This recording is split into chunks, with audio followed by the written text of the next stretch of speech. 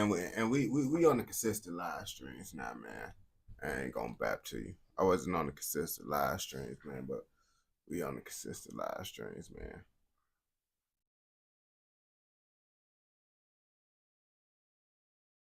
Let me check this shit, make sure this shit.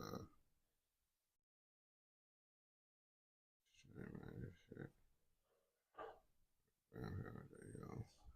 Alright, that shit working. Now that's alright. That's what I gotta do. Man. Yo.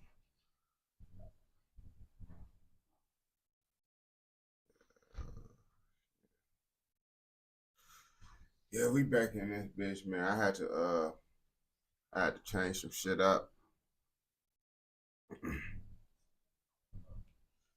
Had to upgrade my settings and shit, bro, cause I saw that my streaming shit would be like the camera would freeze up and shit in certain areas. So motherfucker, I changed the shit to motherfucking 60 frames per second. So that bitch should be smoother for y'all and shit. I was gonna hop on live earlier, but the Wi-Fi, I thought the Wi-Fi was tweaking, but it low key was the Wi-Fi speed test. Cause I do the speed test and shit before I do the live stream and shit. Just make sure everything, you feel me, everything is good. The quality is good for the stream before I start. That bitch said I was only getting 10 megabytes per second. I'm boy, what the fuck? I can't go on live with these type of motherfucking performances. That shit gonna look like a brick. So I was in this bitch trying to figure this shit out, bro. But then I did another speed test. Then that speed test said I'm getting 1,000 upload, 1,000 download. So I'm damn. All right, let me do another one. Another one said I was doing 1,000 upload, 1,000 download. Then another one said I was doing 500 upload, then 1,000 download. I'm boy, what the fuck? But the other shit that said like 10, nah, that shit was bogus. But my shit ain't tweaking, bro. The test through the Wi-Fi box itself said I was doing 1,000 upload, 1,000 download. So I guess that's all that matters. And if it didn't do that shit, we gonna call their ass tomorrow. Cause I wasn't even finna get on live. I was just gonna call their ass. But then I'm be like, nah, man, let me just hop up on this bitch, see what's gonna happen. And it looked like this bitch going smoothly, so fuck it. We in this bitch. I'm finna roll up a thonky though before we motherfucking start this shit, man, cause I wanted to smoke, bro. But I was done with this Wi-Fi shit, man. It's like, gotta deal with this shit first before I rolled up the thonky. Y'all know how that shit be. Before you roll up the thonky, you gotta get your business. What's the word? Yo. Shit, honestly, man, it wasn't really shit. I'm finna do some live streams and shit. I had to get the Wi-Fi, make sure my Wi-Fi and shit was working. But now I'm finna do these live streams. We finna do some reactions. I gotta roll up a blunt though. On game. Then, what the fuck? Yeah, we gonna do this shit. And I gotta post these TikTok and Instagram videos, but I got lots of that shit made. So I'm just finna have to like in between the lives, just take a little quick little stop and shit to post these videos. Like right now, yo, I'm posting a video and shit. Just getting the content out because I be posting on all platforms, man. I be trying to multitask and shit, get all this shit done. We finna roll up this thonky. I just had to post that video. Real fast. Damn, I didn't bring my shit. Hold on. Okay, back. Ooh, what did it join? Oh yeah, that shit. That shit was busting. I had to upgrade my change my settings to make that bitch more smoother.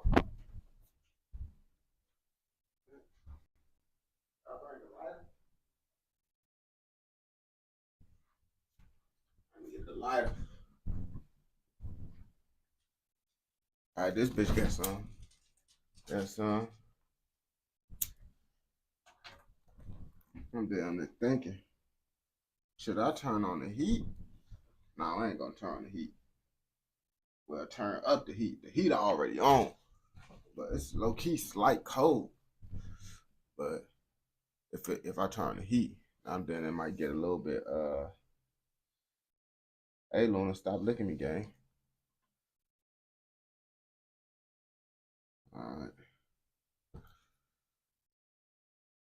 Hey, chat. Everything been running smooth. It ain't lagging and shit on y'all when. Let me see.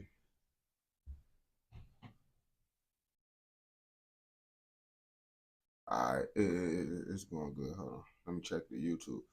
Cause I really be looking through Twitch. I be liking to check all this shit. Check this shit before we really start the live stream. I bet.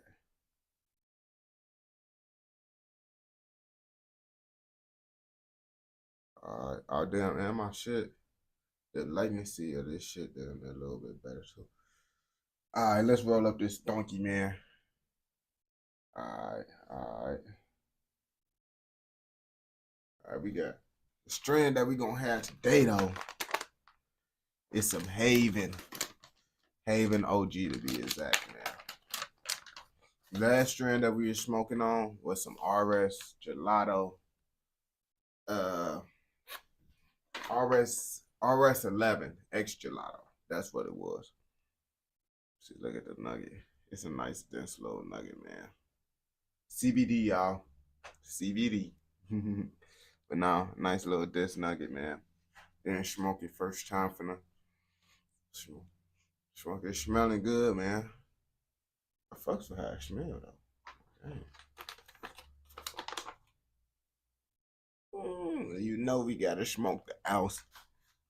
I ain't gonna cap to you. I can't remember the last time I got anything less than an ounce. I'm not gonna bap to you. I think the last time I got something less than an ounce was when I first got out of high school. I ain't gonna cap. When I first got out of high school, I was still getting less than an ounce. But after that, I just started getting ounces, man. Because it's like I be in this bitch like the live stream. You got to, man. Because when I be live streaming back to back, bro, that shit, you go through so much weed just live streaming. I mean, if you a smoker, that live stream, I feel like that's the best part about the live streams, being able to flame up and shit. You feel me? That's why I love this shit, bro. I don't really be tripping on the views like that. I just be trying to chill with y'all, motherfucker. Smoke the thonkies. Because, you know, I can't do this show on none of my other platforms. TikTok suspended me on gang. Yeah, you gotta have the zip. TikTok gonna suspend me. I'll do this shit.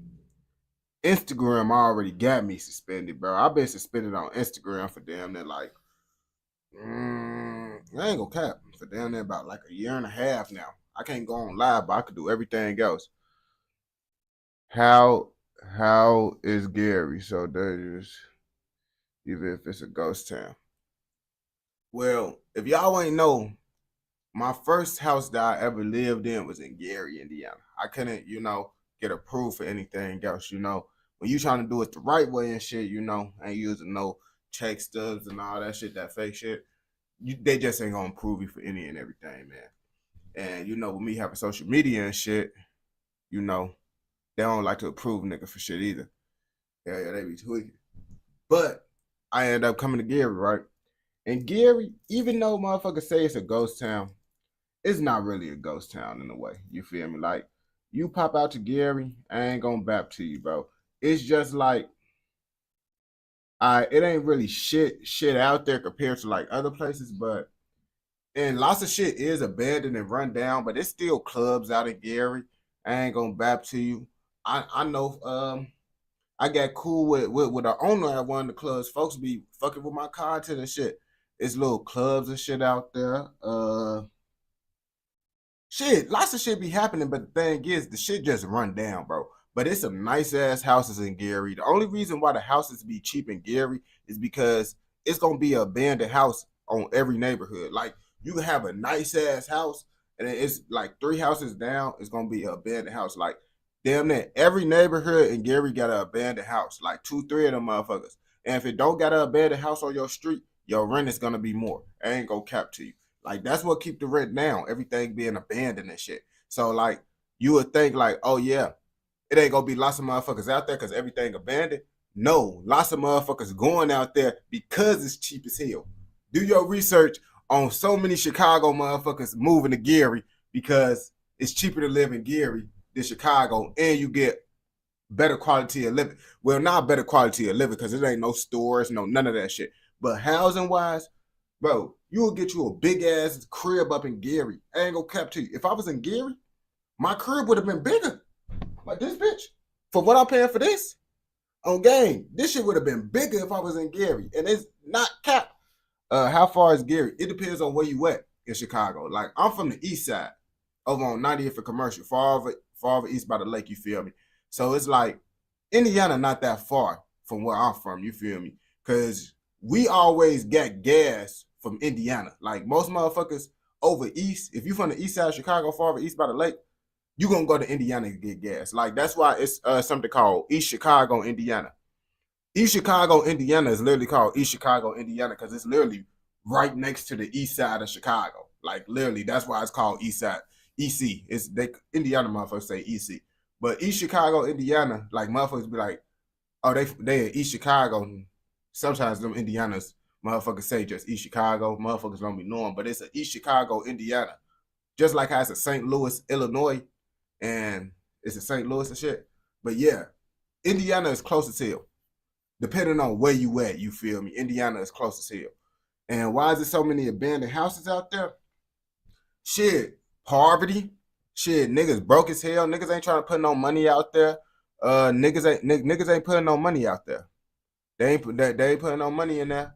And yeah, that's all. Like no one ain't trying to put no businesses up in there. People ain't trying to come to Gary. Like the police don't even like bro. 12 don't give a fucking Gary. Like I ain't gonna bap to you. Like you don't even really stop. You're not even supposed to stop at red lights in Gary. First of all, they don't really got no stoplights. All they stoplights, bro. You not gonna see a working stoplight in Gary. They ain't gonna capture you. Just straight stop signs in that bitch. But motherfuckers the police don't be giving a fuck none of that shit. Gary got better gun laws. It's cheaper, but it's dangerous. Now look, I say it like this. I feel it's dangerous for the motherfuckers that's out there gang banging. You feel me? Gary is cool as hell. I ain't gonna bap to you. Gary is cool as hell. You feel me? So like, cause I moved to Gary all by myself. It was just me by myself. I ain't have no roommates, and I never lived in Gary a day of my life. I never lived in Indiana till the first place I ever moved to in Indiana was Gary, Indiana. You feel me? And lots of motherfuckers was like, "Oh yeah, you tweaking? You moving to Gary? You know, I'm from the east side of Chicago, nigga. Not even commercial, blood. Over there on the east side, they be getting wild out there, bro. I feel like me growing up over there, I don't have no problems. Like you just gotta know how to move. You feel me at this point, and you know, no one don't know me in Gary. You feel me? So it's just like if I get into a problem in Gary, it's because I'm damn near tweaking for the most part. Cause niggas ain't just tweaking with you in Gary. And you gonna see niggas with guns. I ain't gonna back to you. You go to the gas station, bro. See niggas, Drakes. And Drakes. They not tucking the Drake is outside of their hoodie. They got those bitches just outside. Like this. Just walk past them niggas, go get you some blunts, bro. I ain't gonna cap to you. And it's like, it sound like it's crazy, bro, but they ain't gonna fuck with you, bro. It's like you gotta be out here really tweaking for a nigga to fuck with you, bro. Like as long as you not know hot shit like mean mugging a nigga like trying to be on some shit, bro, niggas ain't gonna tweak with you, bro. Because it's like, look, everybody in Gary got a gun. And they know that. The niggas that got guns, they know a nigga got a gun. So it's like, bro, you tweak, you damn near gonna get in a blick out. I ain't gonna bap to you. You tweak with a nigga in Gary, bro, it's damn near just a blick out. And lots of niggas ain't trying to just have a blick out. You see, in Chicago, it's different. Lots of niggas get caught lacking in Chicago, bro. I could guarantee more gang members in Gary carry their gun more than Chicago gang members. Just because Chicago, lots of niggas in Chicago got pipes. But Gary, everybody the old nigga got a pipe, bro. The old niggas, bro. I see the old white niggas in Gary, folks had a big ass knife on the side of him with a motherfucking Glock. He had it this way though. The handle was facing this way though. He had that bitch walking up in that bitch, bro. with a motherfucking halfway down skull motherfucking face mask. What the fuck is going on in Gary? These niggas out here tweaking. Like, what the fuck? And it's like, yeah, everybody gonna have it. The white niggas, black niggas, everybody gonna have pipes, bro. It's just, you just got, like, I had to get used to that shit because coming from Chicago, niggas be showing all them guns and shit, but you rarely gonna see a nigga outside just with them pipes in the open. Like, you gonna see the rare few occasions with the niggas all year trying to show they, you feel me? But for the most part, that's a normal thing in Gary. Really in Indiana for the bun. Gary, bro, like, everybody just gonna have their pipes. Most of the time they got their pipes out. They don't give a fuck. I don't like to have my pipe just out. I don't want motherfuckers to know, but yeah, that's how it's gonna be. But it's cool out there though. It's just so bad because if something happened to you, gang, and niggas always tell me this shit in Gary, like something happened to you, bro, you damn near not gonna. The police ain't gonna save your ass. It's like they not gonna damn near come, bro, for a good minute, bro. Like they don't be giving a fuck. Like I ain't gonna cap to you. I got into a whole situation, bro. The police literally was supposed to do a whole bunch of extra shit. They said, you good. You good. I'm good. You good. They leave. I ain't gonna cap to you. I got into a whole situation with my dogs. Okay, it's all types of pit bulls running around and shit. So it's like they don't be trying to take niggas' dogs, but a goofy motherfucker let his dog run on my property. And my dog's fucked up his dog. I ain't gonna back to you, bro. Like it fucked him up. But it's like, but the thing is, folks that's trying to break up, try to hop into the dog fight, and I hopped into the dog fight just to break up the dogs. His dog bit me, but he had a little dog. So I wasn't fucked up. But he tried to break up and he got bit by one of my dogs. Damn, we both got bit. But the thing is, I ain't do none of that police ass shit. Folks ass is a bitch. Goofy ass nigga, bro. If you see this shit, you know you's a bitch, bro. You a broke ass nigga, bro. Like I told you before. You broke, your baby mama is a hoe, and you know this shit, bro. And you said you wanted to motherfucking fight. You ain't never want to fight, bro. And I told you your baby mama was a bitch in front of your face, bro. And your dog is dead, bro. Because you want to act tough, bro, and not watch your dog. Fucking goofy. But no, motherfucker, his ass gonna call the police, bro. Call the police. And this nigga tough. This nigga so tough. He a gangster. He's so tough. He called the police. Oh, my dog died. Damn, did you have your dog on a leash? No. Did your dog run up to his property? Yeah, but that shit don't matter. My dog died. That shit matter a lot, Birdie. He tried to get my dogs took. He tried to sue me. All that shit. I got all my dogs back. The case got dropped because I got bit by his dog. And now the nigga talking about getting switches and shit. Like, bro, this nigga, bro, is a bitch. Like, he knew where I stayed at because the nigga left.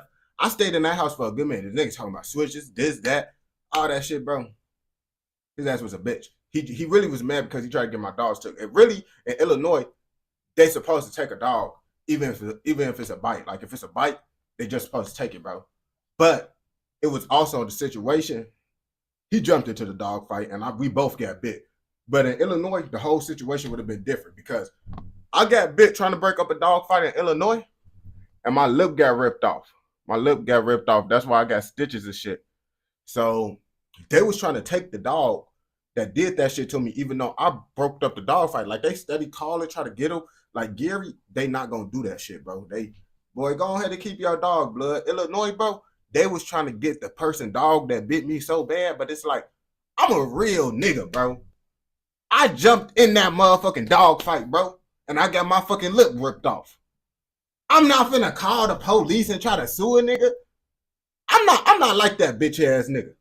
That nigga, the bitch ass nigga, bro. Bro, these niggas be hoes, bro. Like, I ain't gonna cap to you, bro. That nigga is a bitch. And then he tried to make a video, try to expose me, talking about woo, he killed my dog. I didn't kill your dog. You got your dog killed. You got your own dog killed, my boy. On game. And now you mad because I said fuck your dog.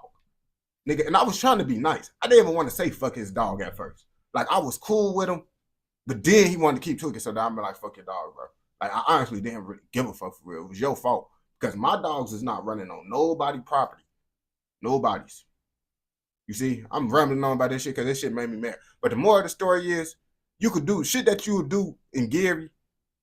You could get away with that shit, but other places, bro, you ain't gonna get away with that shit, bro. Like running through all the red lights, all that shit. When I first moved out there, bro, I stopped that motherfucking light. Motherfuckers got mad at me because I stopped at the light. I'm damn, bro. This bitch flashing this shit, bro. Don't that mean stop sign? Flashing light means stop sign. They mean no. And Gary, go. And listen, this not just what the black people told me, bro. White, older, middle-aged white men. I be at the gas station, bro. Go through the lights. These niggas like to shoot. Just shoot that shit, bro. Go through the lights. It don't even be lights for real. But like, you could do that shit in Gary. It's like Gary, bro. You could do what the fuck you want, bro. Like for real, bro. Like that's the best. Like I ain't gonna. That's why I felt comfortable in Gary. I ain't gonna cap to you. I felt comfortable in Gary. Like I feel uncomfortable when I go to the like suburban areas. Let's start there. That's why I ain't have a problem with living in Gary. Now, if you would have sent me out to a nice suburban area in Indiana, oh yeah, I would have been nervous. I would have been scared. I can't do that shit because it's like I feel like they just judge me already and they trying to get me knocked off. They trying to get me in jail just because I'm inside the nice area. So I feel better in places like Gary because you could do what the fuck you want, bro. Who don't want to do what they want? It's just shit. If a nigga fuck with you, bro, you better be able to handle yourself, though. But other than that, bro, you not gonna get fucked with, bro, in Gary. It's just abandoned. Like, if y'all go to Gary, bro, y'all will see it's like a family out there, bro. Niggas like family out there, bro, because they don't got shit, bro. When you don't got shit, bro, only thing y'all got is y'all self out there, bro. On game. It's cool, bro. And then I had a neighbor. He was a white guy, bro. Cool as hell, bro. Like white people in Gary versus white people in like the suburban areas, it's two different types of white people, bro. It's two different types of white people when you be in Gary. Like when you be in Gary, you got to realize, you feel me? So some of them niggas be police, but lots of the time, bro, Gary got some cool ass white motherfuckers. The ones that's not strong, because it's lots of junkies. It's lots of junkies, all them fiends and shit. But all the white people I met in Gary, bro, they cool as hell. Like they really, like the coolest white people I damn near met in the Midwest was Gary motherfuckers. And niggas love to talk shit about Gary. But the coolest motherfuckers I met that was Caucasian is from Gary. On gang, they some cool motherfuckers out there. And of course I met Caucasian motherfuckers that's cool everywhere. I got lots of, I fucks with them, bro. On gang. But normally, bro, like if a Caucasian see what niggas be doing out in Gary in their neighborhood, bro, they gonna instantly judge a nigga. The white people in Gary, they understand. It's hard to explain, bro. Y'all know, bro. You gotta come to Gary, bro. It's actually more like a family hood, though. When you be out there, it's like a family, a community, bro. Motherfuckers stick together in Gary. They gonna fuck with you. Shit. Motherfuckers even be fucking with the police, bro. Cause 12 even be cool out there, bro. 12 be cool. The police just be niggas just trying to get money. Like I feel like Gary police, bro. A Gary police officer, bro, they not doing this shit because they want to be a police officer. They doing this shit because they want to have that money on and just chill. Okay, because you ain't doing shit in Gary, bro. You is not doing shit in Gary. You is not doing shit in Gary. Yes, they all poor, bro. In Chicago, yeah. Chicago, but it's just Chicago so big. Like when like it's different like in there because it's like when you a small like little community, y'all don't get shit. It's different. Like you feel me? Like Chicago motherfuckers, I feel it's a family, but from your block type shit. Like on your hood type shit, bro. Gary, bro, if you just from Gary, niggas like, you feel me? They understand, they be fucking with you. Now, I don't know. Now, the gang banging niggas, that's different, bro. But, like, niggas that's just living, bro, they really be cool. Chicago motherfuckers, they cool. Like, every neighborhood I moved to in Chicago, bro, and I moved to lots of different hoods, they be cool. There's, like, lots of misconceptions about Chicago and Gary and shit that motherfuckers be thinking, like, oh, yeah, it's like, they be tweaking. Like, they be tweaking, but that's only if you in tour with niggas. And, of course, if you, it's wrong place, wrong time. But if you from over that area, bro, and you now no bullshit, niggas gonna be cool with you. And you don't gotta be from over there, bro. You don't gotta be from over there. To South Bend is dangerous like area.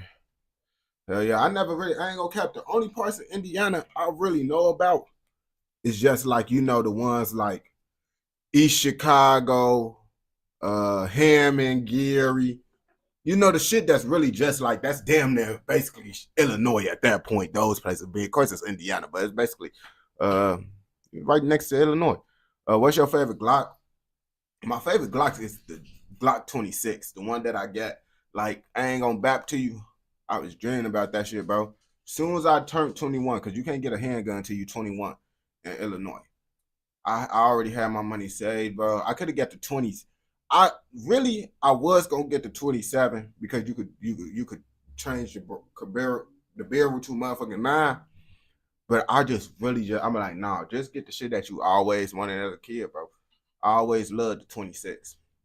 So soon as I hit 21, and the thing is, soon as you turn 21, like 12 o'clock, don't mean you could just go get you a pipe. You gotta wait till you 21 everywhere. Do you think the Illinois suburb? I mean, the judges like turned it down inside. Like, I ain't gonna cap. The Southern Illinois places, the judges ain't fucking with that shit. Like Chicago, that's the main thing right there. Like, really, I'm still like a Chicago resident. I ain't gonna back to you. Like, I'm really Chicago. Damn near that shit. Damn near makes me still a Chicago resident. Different shit. I got the. I want to trade it. So I ain't gonna cap. I love the 26, bro, because it's like It's everything I need. It's never a time where I be like, I feel like, oh, this shit too big because I could make it smaller. And there's never a time where I'll be like, oh shit, this shit too small. If someone get on that with me, I ain't gonna have enough, bullets. You don't gotta worry about that as long as you keep extra magazines. I'm from Kansas City. Yeah, I ain't gonna cap to you. Uh where's Kansas? On Kansas City. Kansas City is Missouri. Kansas City is Missouri.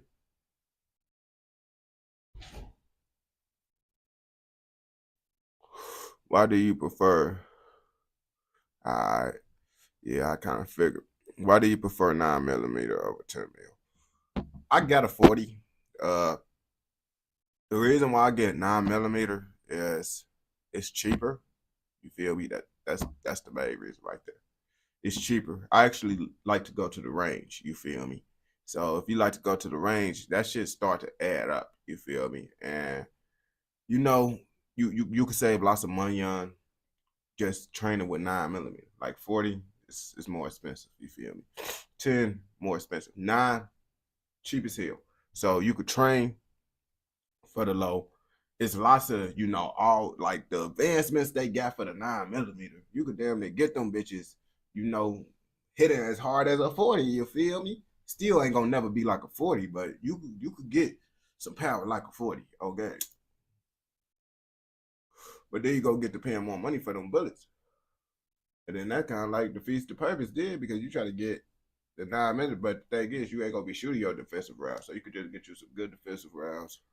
Make sure them bitches work good, and then you just get the little cheap little ball ammo because you can't. The range I go to, I don't know what no even outdoor range is at for me to shoot any type of bullet I want.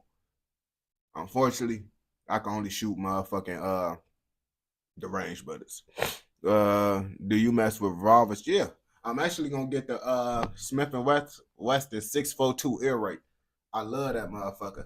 And it's like, bro, the reason why I love that motherfucker, if y'all ain't know, if you from Chicago, bro, you damn near gonna have you a pipe before you supposed to have a pipe. That's just how I go in Chicago. My first pipe that I ever had was a 642 Smith and Wesson air raid. I had that bitch. It was a 5-shot, bro. And yeah, I love that motherfucker, but it's like I wasn't 21 at the time. I could have had that bitch and all type of shit. So it's like I couldn't shoot it at the range and none of that shit. I was on a Glock 30. That shit thorough. I ain't gonna cap to you. I'm gonna get into all those shits once I like, I really want to get all the Glocks, bro. That's my goal. I just got the 26, bro, just because I felt it was the most versatile. You feel me? But really, I feel personally, you should get as many guns as you could get, bro. Like I was telling my homie the 5.7, bro. I love them bitches, bro. I love them, bro. I lived in Vegas for 2 months, right? I had a homie, bro. His shorty, bro. They brought a pipe to school, gang. Niggas in Vegas tweaking. It's my homie, bro. Folks ass motherfucking knew a shorty. Her pops got killed, and he had a leave gun, bro. It was a 5.7. It was motherfucking. It was 10. It was like 10. Nice as hell, bro. She brought that bitch to school, gave that shit to him. And motherfucking, I ain't gonna cap to you. I'm like, man, these niggas tweaking. But shit, I wanted one of those bitches after that, bro. But them bitches cost for sure.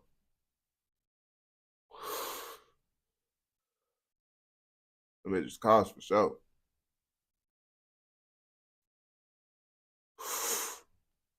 Hell yeah. Damn, they gonna get into. I be checking all them motherfucking shits, bro. I can't really say the sites and shit because YouTube made new rules and shit now. Yo. YouTube made new rules. So okay, I got a strike on one of my videos, bro. The video got 800,000 views, bro. And they took down a couple of my shits, bro, just because it's like, damn, that's why I reposted the tourist review. Because they got on my ass because you can't say certain things now. Dumb ass shit, bro. But I ain't know because I'm just now starting to get into the gun content shit. So it's like when I posted my first gun review, bro, that was like a year or so ago. And that shit, the rules was different. Uh, it don't go today. Yeah, it's dumb. The laws, but it wasn't that bad before. It used to be okay. Have you ever shot an AK? Nah. The only AR that I shot was my Smith and Wesson M&P 15, which is a 5.56. You feel me? That's the biggest caliber I ever shot. You feel me? I love that shit though. The thing is, I want to get. The thing is, look, this is what happened, bro. On why I ain't really get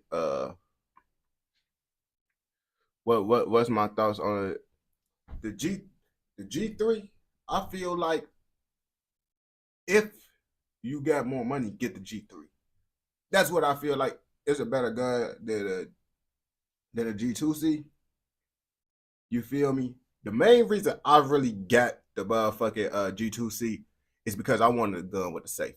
I just feel like I need to have, even though my AR got one, but I wanted to have a handgun with a safety. You feel me? So that's the main reason why I really got the G2C. But you feel me? Outside of that, bro, yeah, the G3C is better. You feel me? The trigger is better. All types of shit, bro. It's the upgrade. You feel me? I would get it, but like I said, if if I was motherfucking if I didn't have my 26 already, I would have got the G3C. You feel me? But since I had the 26, I got the G2C. Uh, the daggers, I actually was gonna get one of those bitches just to see how them bitches coming and shit. See how them bitches coming.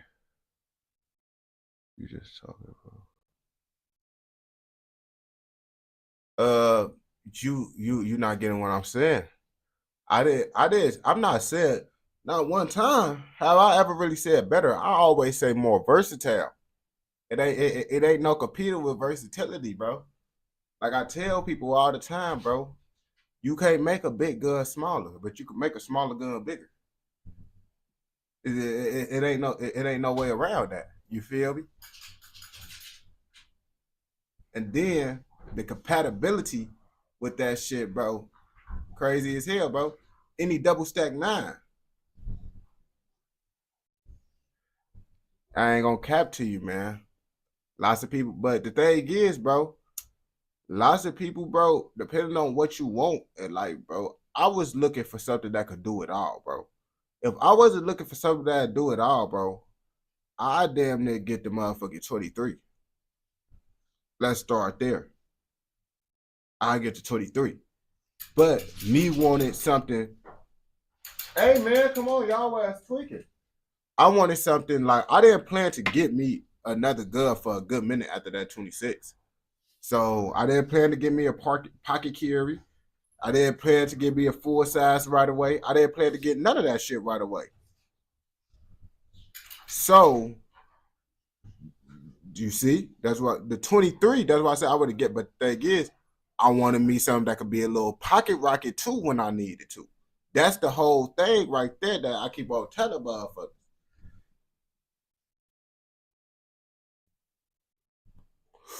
So it's better. You better choose it better. I fuck with the Taurus. Lots of people sleep on the Taurus and shit. I got homies right now. These niggas ain't. They don't got a gun, bro. They said they ain't gonna get a gun unless they get a Glock. That's the dumbest shit I heard a nigga say. But shit. Hey, bro. You know what? Y'all can do what the fuck y'all want to do. Y'all do what the fuck y'all want to do. And just close the door, y'all ass, bro. Leave me the fuck alone now. Yeah, but I feel like not like 26. I mean 26, bro. That bitch is the best. Like, bro, it's the best little. You feel me? It's the best little. You feel me, bro? I was watching videos on all the shits before I decided the 26, bro, because like I said, bro, I personally was gonna get the 23. But then I got to think, bro, even though I don't even use the small shit, how small it could get, and then it's like, bro, nines, you could carry more. You feel me? And I feel like I brought a carry more. You feel me? My little pocket rocket. Then have, you feel me? Have to get something that's motherfucking like the 43X, you feel me?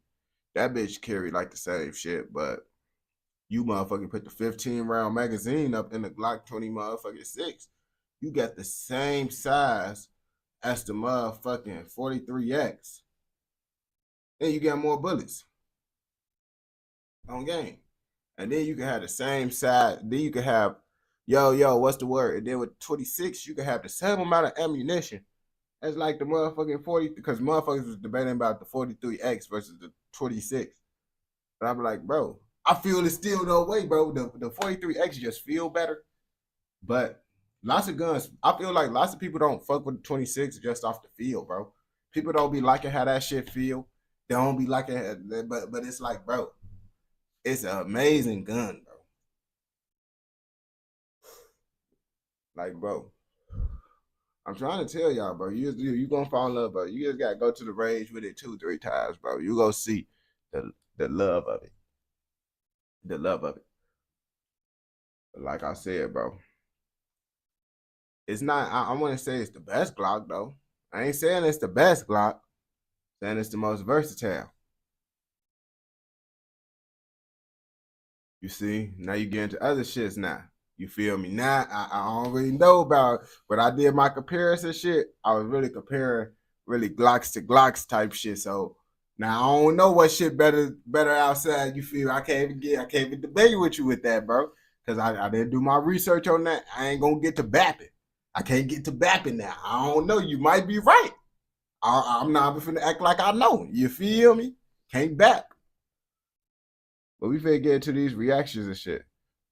I don't really like I ain't gonna cap to you, man. I just like Glocks, bro, just because it's like I don't even use my motherfucking 30, but it's just something about being able to slap a 30 up in a motherfucking Glock, bro.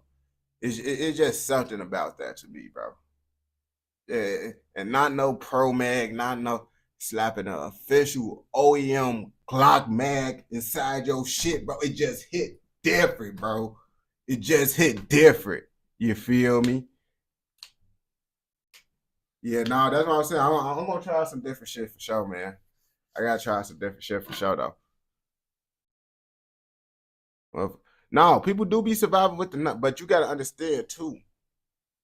Lots of people when they get nines, bro, like I be telling people, bro, Lots of people will survive a 380 just because lots of people get the cheapest 380 rounds you could get, bro. You get a better 380 round with all the advancements they got, it'll do a little bit more. Just like with the nines, like yeah, niggas gonna survive with nines, but lots of people ain't getting the best of the best 9mm ammunition either.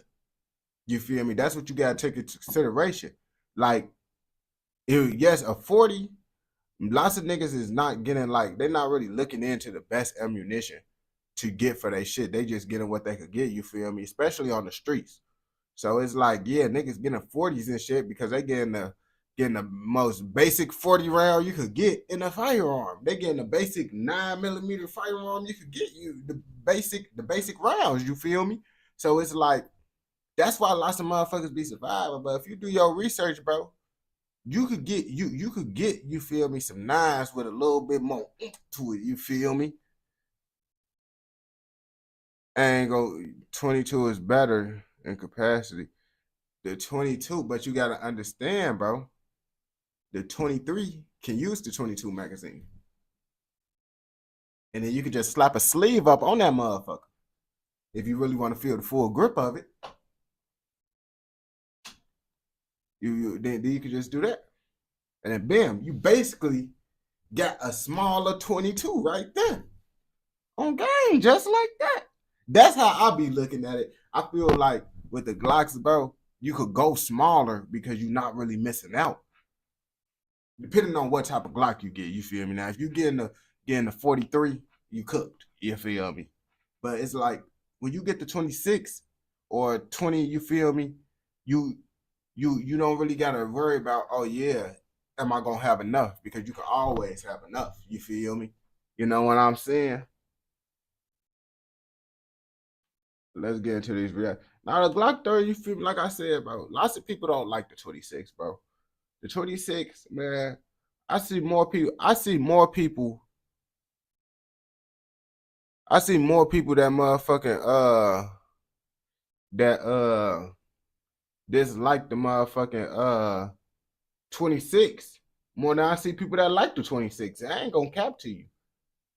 If I when I really be I see motherfuckers don't be fucking with the 26 like that. Then I read the comments and shit, bro. And everybody be speaking bad on my 26. But I'm always gonna love the 26, bro. I'm always gonna love the 26, man. The 26, that's my baby, man. I ain't gonna capture you, man. Like I don't care what new firearm I get, bro. I'm always gonna love my motherfucking 26, bro. I ain't gonna cap to you. Ain't not with the official OEM Glock magazines, and make sure you stay up to date with your motherfucking routine maintenance and make sure that shit, you feel me, clean and shit, bro. I promise you, bro, I never had a jam out of my 30 round. I promise you. To be honest, I never had a jam out of my Glock. I never did, bro. I promise you. On everything I love, I never had a jam out of my Glock before. And I go to the range, I shoot that motherfucker, but I only use official Glock magazines. Official Glock magazines, and I make sure my shit is oiled and clean, not all dusty and shit. So I never had a jam, you feel me? Now I ain't gonna cap to you. Now I had a little 43 before. That bitch used to jam. But I also was using the ETS magazine. EST, whatever the fuck that shit called. I ain't gonna cap to you.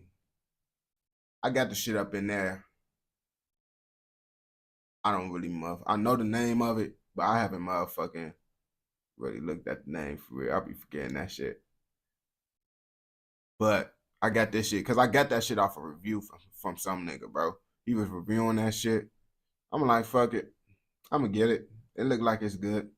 His ass talking about it, but I got that shit. I got a kit for that shit, bro. So I haven't had to go get no oil in a good minute. Like I got the whole little kit with like the big things of it and shit, so I could refill my little things. Got the little gels, all that shit. So I got a big amount of that shit. So I haven't really looked at the name, but it started with, let's see. I could go get it, but I don't know if they trip with it because they be tripping on motherfucking. I can't do that no more. YouTube don't like you to do that. they don't like people showing people how to do shit. Like you will see older videos, but they'll tweak on the newer videos because they don't be knowing if we trying to show y'all how to do something, you know, that they don't like you converting a thing into. They ass be slow because I told YouTube, bro, I wasn't even telling them, I'm not even gonna say the word, but I wasn't even trying to tell them, you feel me, what I'm saying. I didn't say that not one time. They just assumed that shit and then hit me with a strike. I'm like, fuck out of here. But I'm gonna look into the rules more. And I could figure out how to do some shit. I just gotta look into the rules more for the YouTube shit. Cause I've really just been doing reactions and oh shit. No, it is something out there, but if you look, lots of them bitches be old, bro. Cause I used to have shit, I could have shit up, bro. They just changed the rules June 18th. June 18th of this year. Or July 18th or some shit. That's when they changed the rules, bro. So it's like this a recent change or some shit. Like it happened not too long ago. So lots of the old videos, they still keep up. But then they still tweak. It's like TikTok in a way, bro. That's why if you Google YouTube gun review, gun rules, you will see lots of creators talking shit like, bro, the shit don't make sense. You're not even being clear with what the fuck y'all want a motherfucker. Like some pages, bro, can't even post no more. Like literally, like some pages, bro, I'm not even saying their names because I don't want them to get on my ass.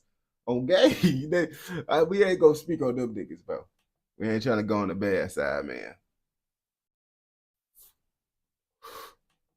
What if I said we need beans in y'all? You scared to turn it up and go to church, cuz, hear me?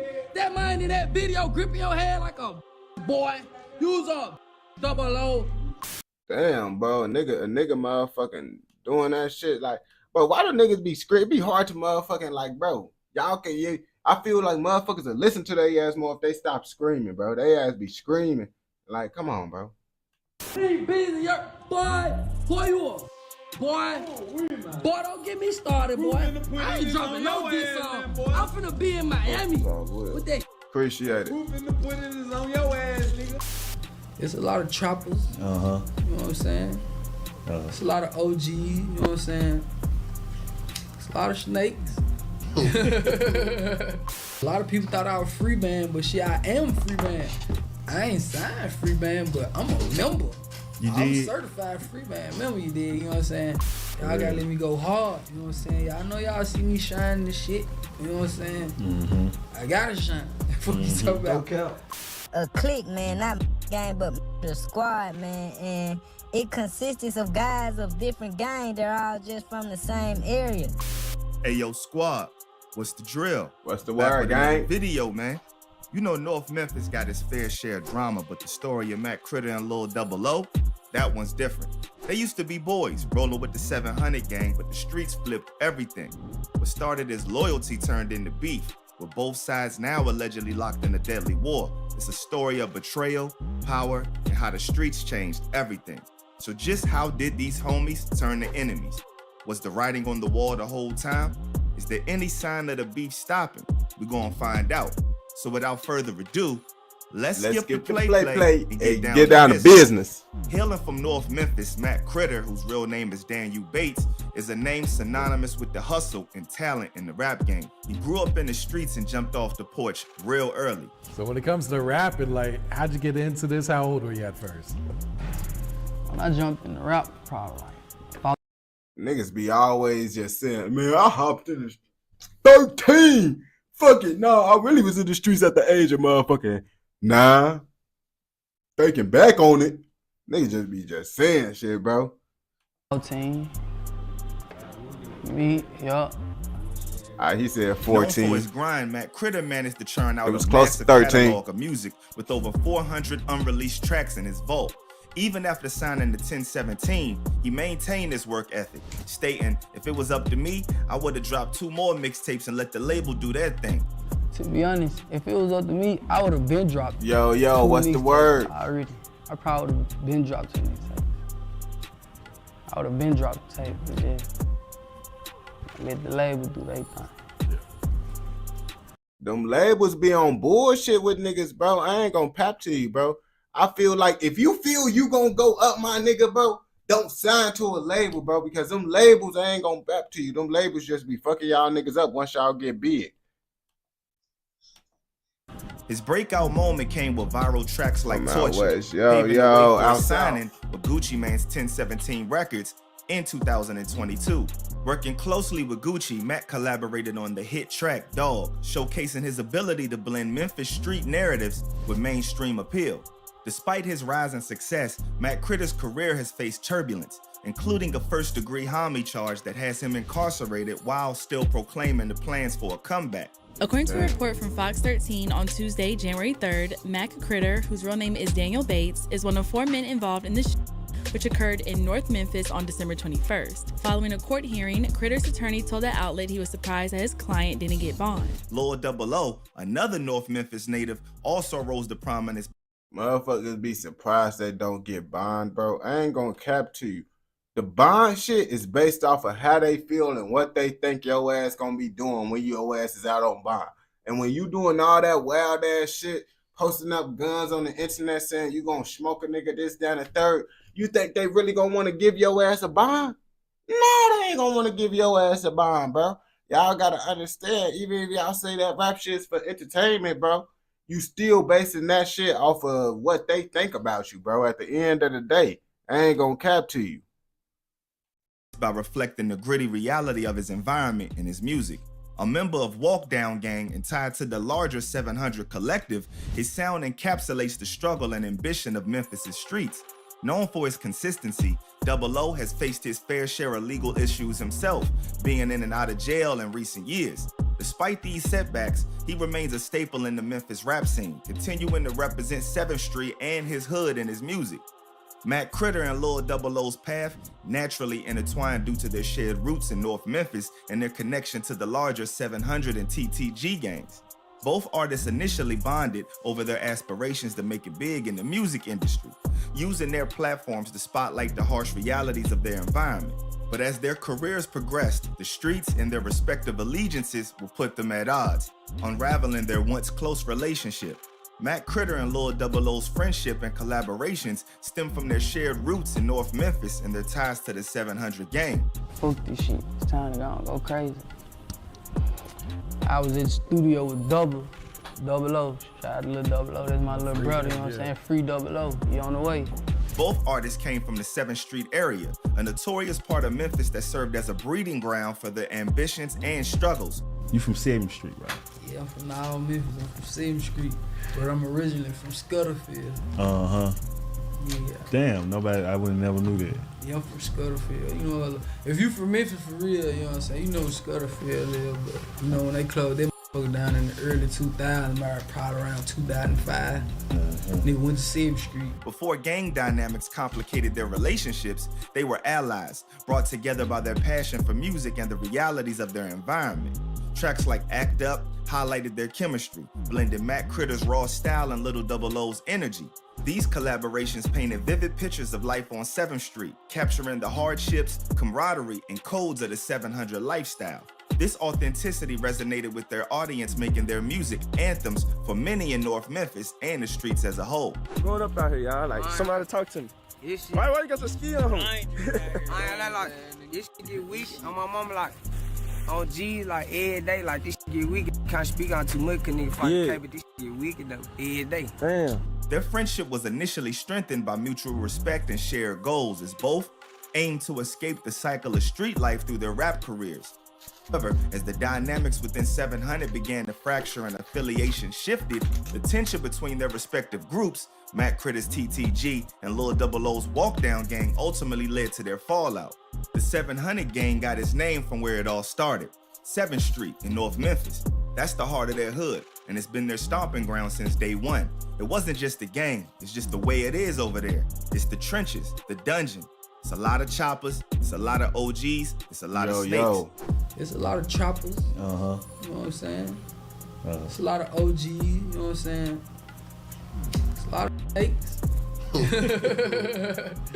All this shit, For real. As 700 grew, they became one of the biggest hoods in Memphis. They had their hands in everything allegedly, running the streets, making moves, and making sure their name rang bells. But you didn't get big in Memphis without making some enemies. Early on, 700 was beefing with EBG, another crew.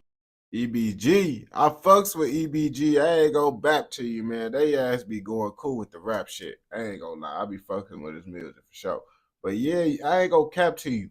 It's like, bro, when you growing up and doing good, bro, they just bad things just come and you just gotta overcome it, bro. You can't let that shit bring you down, bro. Because if you do, then your ass fail. Who trying to run the city, and 400 who had their own thing going on. Man, this shit 400K. Junior Boss was one of Walk Down Gang's top dogs, and losing him hit hard. He was a real one from 700 and Walk Down Gang, and his demise turned up the heat on an already hot rivalry. David Junior Boss Lee Jr. got hit on July 10th, 2023 on Thomas Street in North Memphis. Word is Xavier, Zay Street Carter, and some other 400 MG members slid on him allegedly. But 700 Walk Down Gang ain't let that slide. Word came back that they allegedly clapped back and caught Zay Street too. Junior Boss wasn't no stranger to the streets. Back in 2021, he was booked for the hit of Emmett Beasley Jr. Junior Boss was only 24 when he got taken out, but his demise shook the set heavy. Now the streets are hotter than ever, with 700 Walk Down Gang and their ops locked in, a deep, deep beef. 700's reputation spread beyond the streets though. They were known for their hustle from allegedly moving to handling street politics. When the feds started watching, the heat got real. I ain't going back to you. I just assume, bro, like, I feel like, nigga, that's just come with, like, if you gang banking, nigga, 9 times out of 10, nigga selling drugs, bro. Let's be real now. What it look like a nigga gang banking and working the job, bro? So a nigga could pull up to your job and smoke your ass, bro? Come on now. A clique, man, not murder gang, but murder squad, man, and it consists of guys of different gangs. They're all just from the same area. The 7th Street Merc Squad connected to 700 got hit with major indictments for running big illegal substance operations and showing just how deep their game went. The 700 gang was strong in North Memphis, but internal tensions eventually caused the split into 2 factions. TTG, or Train to Go, and Walk Down Gang, or WDG. This division was that TTG. It's a couple gangs that's called TTG, nigga. That I believe that there's a couple niggas that be saying that shit. But TTG, that's just Train to Go, man. That been was around that name. Sparked by growing disagreements over loyalty and leadership, amplified by personal disputes and street politics. Lil Double O became one of the prominent faces of Walk Down Gang, aligning himself with WDG's mission and representing the newer faction. His involvement solidified WDG as a significant presence in Memphis, with Double O's influence extending through his music and connections to the streets. On the other side, Matt Critter stayed loyal to TTG, embracing its values and leadership. His affiliation with Gucci Mane's 1017 label further elevated TTG's image, making it clear that he wasn't just about the streets, but also about allegedly leveraging music to expand their reach. The split wasn't clean. It created lasting tensions that boiled over into public beefs, diss tracks, and even street violence. The fallout between Matt Critter and Lil Double O traces back to an incident that shook up the streets and their personal bond. Allegedly, it all started with Baby Walk Dog, a member tied to Walk Down Gang. Baby Walk was given access to Matt Critter's chain, but instead of just flexing with it, he turned the situation into a stunt. Baby Walk acted as if he robbed Matt Critter, disrespecting his name and sparking a fire that quickly escalated into a... Why would you do so? Like, come on, bro. Like, how do you even think you would get cool points for doing that shit? Because you go get exposed for, like, lying about that shit, nigga. Like, what be the point of niggas doing that shit? Like, if you didn't actually rob a nigga, bro, why act like you robbed a nigga, bro? Like, come on now. Niggas be stealing shit that act like they robbed a nigga. Like, bro, come on, bro. Like, keep it real, bro. Niggas be bapping. Rift, not just between the two rappers, but between their crews. This betrayal created a problem that their gang affiliations deepened. Lil Double O, heavily tied to Walk Down Gang, naturally backed Baby Walk what's Dog, the word? while Matt Critter, loyal to TTG, saw this as a violation of street code and his trust. What could have been resolved privately turned public with diss tracks, live videos, and confrontations fueling their beef. These are the two of my chains, and I think these two are worth more than gang. And whole setup, man. Them doing that shit on the internet, bro. Like, I feel like the internet is what heat up the beat. Cause then niggas get their head gassed up reading the comments, this, that. Then another nigga get mad because they see what niggas saying on the internet. So now they feel like they gotta say something. And then it just make the whole thing just get worse. Show us how thin that shit is, man. If you can't do this, show how thick your jewelry is. It ain't real, nigga. Quit. And I ain't giving you no clout. They say bro got his upside down on you tripping, cause that's what I do, nigga. Put ass on the cross. Yeah. That right here. Put ass on the I ain't gonna give him no followers. I ain't giving him no followers. We ain't getting your dumb ass no followers. Get lost, you know what I'm saying? No route. How you gonna shoot yourself? Hey, Tank, you nigga crazy as hell, man. How you shoot yourself? Really going on, man. If you can't show the side of your jewelry, show how thick this shit is, man. With their growing involvement in opposing factions. Bro, niggas just be making up new shit to add to the jewelry rule to show if it's real. If you can't show your shit this thick, then your shit. Do you know a nigga can get some fake ass thick shit, bro? Do you not know that shit? Niggas just be making up new rules up inside that shit. Double O and Matt Critter turned personal drama into a full-blown street war. These affiliations weren't just casual. They represented two rival ideologies and claims to dominate in North Memphis, making reconciliation almost impossible. As the two aligned with rival factions, the animosity grew. Diss tracks became their weapon of choice, turning personal attacks into public entertainment. Lil Double O made songs directing at Matt Critter, and live videos from both sides kept fueling the fire. How many shots you done got off? How many times you make shit drop? Boy, ever came out and loaded my knife, put up on the block. Little Double O's frequent run-ins with the law played a role. His incarceration 2 years ago added to the chaos, as it temporarily shifted the focus of Walk Down Gang, while Matt Critter continued building his profile with Gucci Mane's 1017 Records. Lil Double O's jail time left Walk Down Gang more vulnerable, which TTG and its affiliations exploited in their pursuit of dominance. Gang altercations further intensified their rivalry. Street confrontations, alleged shootouts, and publicized disputes turned their conflict up to 100. North Memphis, stay wild with crews still beefing. Lil Double O might be making moves in the rap game, but he ain't left the streets behind. Just recently, he was back on 7th Street, chilling with Walk Down Gang. That just shows no matter how big you get, them street ties don't go away easy.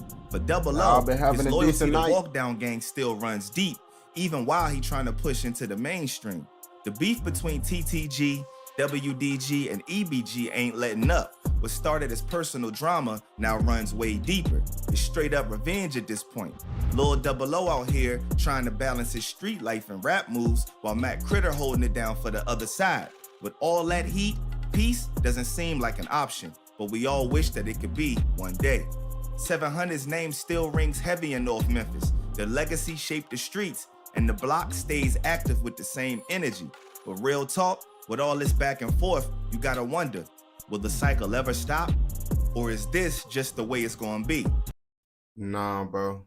That's how it's just gonna be, bro, because it's like, once y'all start killing motherfuckers and shit, and niggas start dying and shit, that's when shit start to get real. And that's where it's like the beef ain't gonna never die down. Now you just gonna stuck. You stuck in the beef forever now once niggas start dying. Like niggas didn't have to let it go to that, but niggas get emotional, let words get to them, then they get to killing motherfuckers, and now it's forever, man.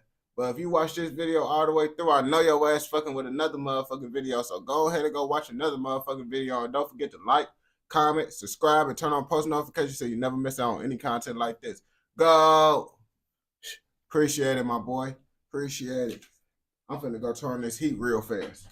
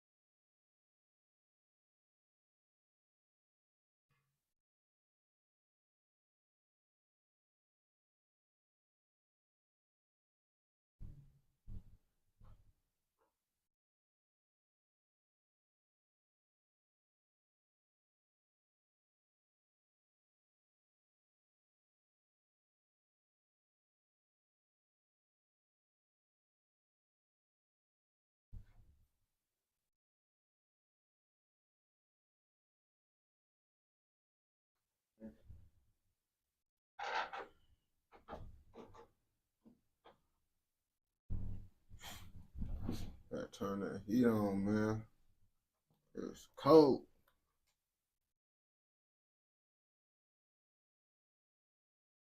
Cold than a motherfucker. I can't function, man, in the cold, man. I need to get away from this shit. Oh yeah, now that bitch kicking in. That's all we need.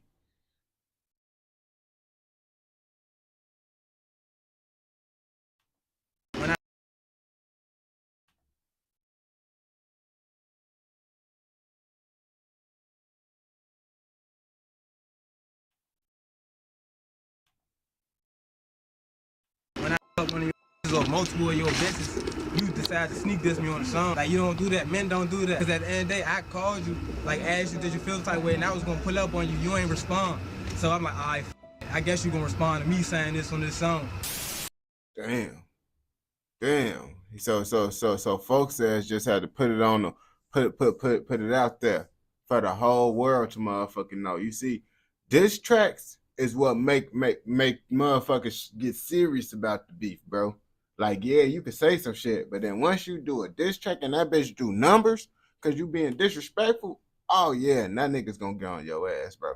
Now they gonna entertain you. Trenches, still out here every day. I ain't hard to find. Shit, I ain't eat shit for real. And here we are right now on the corner of F Street and Alabama Avenue. And these are the apartments right here where OG Man was shotting. Nigga, that shit look dangerous as hell. Look at that shit, bro. It look like niggas die all the time over there, bro. I would not want to live over there, gang. These are the apartments right here where OG Man was shotting.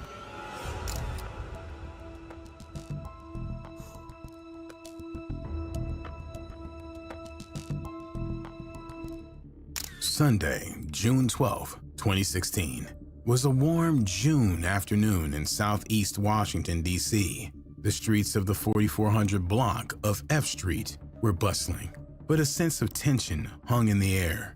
Earlier that day, Antonio Leach, aka OG Man, received a phone call from someone inviting him to a cookout behind the apartments on F Street in southeast D.C. The last words he told his father were that he would be back in a minute, a promise he would never be able to keep. As night fell, Antonio walked the streets, either unaware or undeterred by the rising storm caused by a recent diss video. I hope folks ass had a gun up on him because, nigga, you cannot be out here making diss tracks and shit and don't have a gun. Like, that's the one thing I tell niggas, bro. If you out here talking that shit, bro, you better have you a gun on you 24/7. He had dropped. It was past midnight when the shooting happened. Gunfire erupted, shattering the uneasy calm of the neighborhood. Residents awoke to the sounds of chaos. And when the smoke cleared, OG Man lay lifeless, his life cut short in an act of retaliation that felt almost inevitable. The timing was too coincidental, and though the police would not confirm if his hit was a direct response to the video, the streets seemed to know this was the price of disrespect. Before the streets knew him as, you see, nigga, you over here pouring alcohol on this nigga graveyard, bro. Like, yeah, niggas be going too far. Like, leave niggas graveyard alone, bro. Once they passed away, it's over with, bro. Leave that shit alone, bro. Like, let motherfuckers rest. I ain't gonna capture you. They gone now.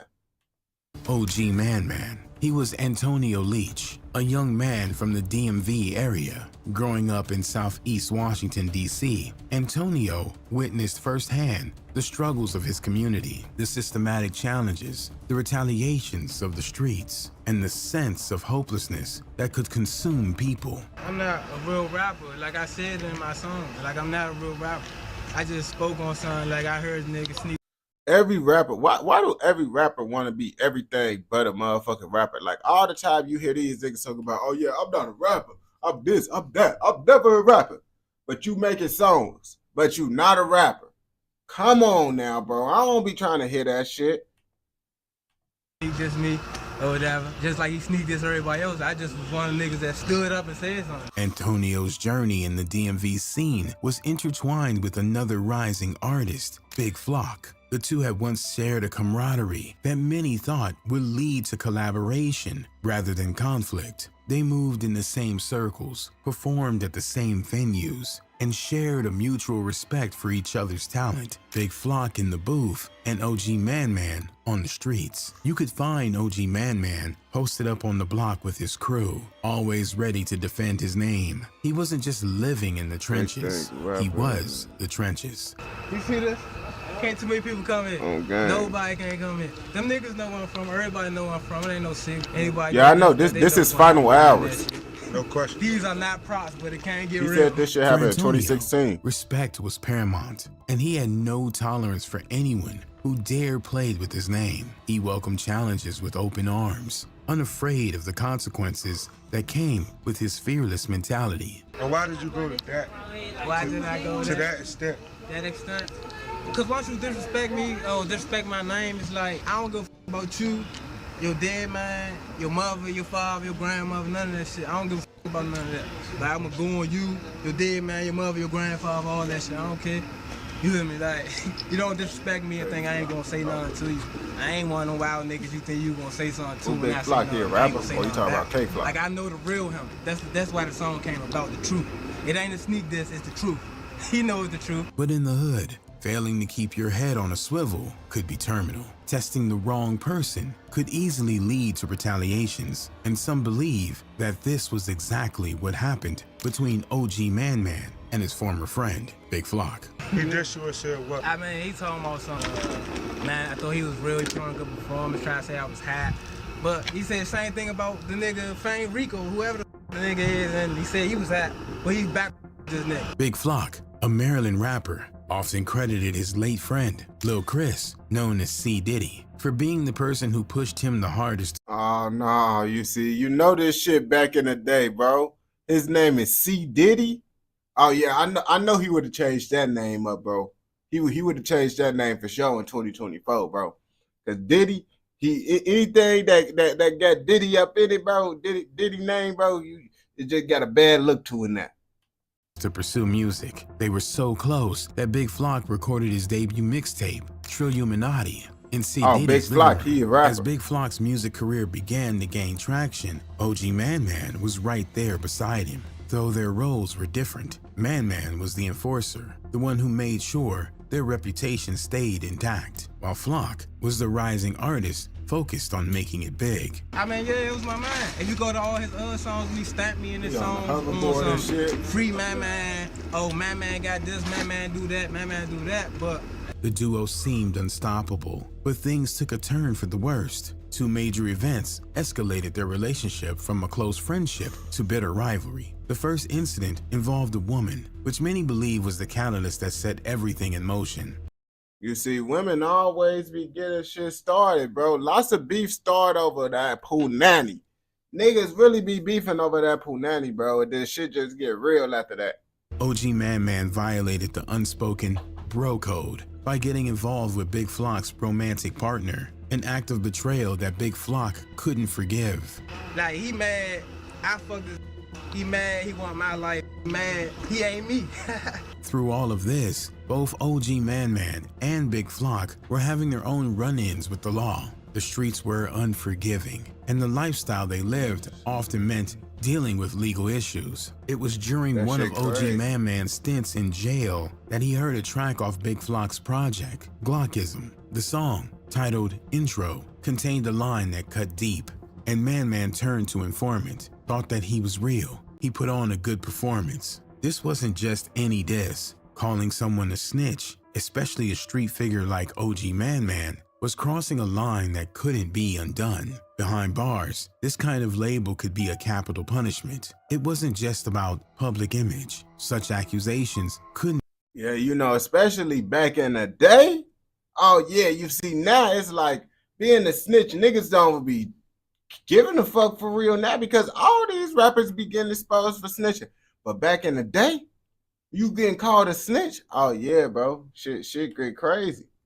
mean that even his own people, those who once had his back, might turn on him. When OG Man Man was released, the tension between him and Big Flock had reached its boiling point. OG Man Man wasn't about to let Big Flock's accusations slide. After getting out of jail, he hit back hard, dropping one of the most disrespectful diss tracks the DMV has ever heard. Man Man's diss was harsh, and he knew exactly where to hit Big Flock to make it hurt the most. He targeted Big Flock's late friend, C. Diddy, the same friend who had been by Flock's side through thick and thin. C. Diddy, whose real name was Christopher A. Smith, had tragically passed away on July 2013. According to police reports, the 19-year-old from Bowie, Maryland, was in a car traveling east on Interstate 64 when a fight broke out among the passengers. The car stopped on Stocko Valley Bridge, where C. Diddy got out and fell off the bridge, dying on the streets below. The loss of C. Diddy had hit Big Flock hard. The story behind his passing never quite added up, and many speculated that someone in the car had pushed him off the bridge. Yeah, that's what I'm saying, bro, because how the fuck you get out the car over an argument and then you fall off the bridge? Nah, someone down there pushed his ass for sure. I ain't gonna cap to you. Though the police never made any arrest. So when OG Man Man used C. Diddy's passing as ammunition in his diss track, it was a blow that cut to the core. For OG Man Man, dropping the diss was his way of showing he wasn't afraid, that he wouldn't back down from any challenge. But in doing so, he escalated an already dangerous situation to the point of no return. The diss track wasn't just a song, it was a declaration of war, and the streets knew that the fallout was inevitable. What made the diss truly demonic was the setting of the music video. OG Man Man filmed it at C. Diddy's gravesite, a move that shocked everyone who saw it. He made sure no one missed the message by placing a label in the scene, making it clear where he was. It featured Man Man in a mask, brandishing guns, and delivering line after line aimed at tearing down Big Flock. He poured out bottles of Ace of Spades as if he were at the club, but he did it over C. Diddy's grave, while a news report of C. Diddy's passing played in the background. He then took things further by lighting a photo of C. Diddy on fire, and even in Bro, did Fulio get his inspiration from this nigga OG Man Man? Like, this shit is wild right here. I ain't gonna cap to you. Like, I feel like, bro, and especially, bro, if you not the person that, you know, killed the dude and he passed away from an incident like that, bro, like, why is you doing this type of shit, bro? Just leave it be, bro. Inserted a clip of a body falling from a building. It was total disrespect, and even those familiar with the ongoing feud were taken aback by how far Man Man was willing to go. This was my man. I wasn't no rapper. I was behind the scenes. Like, mind you, I was the hitter.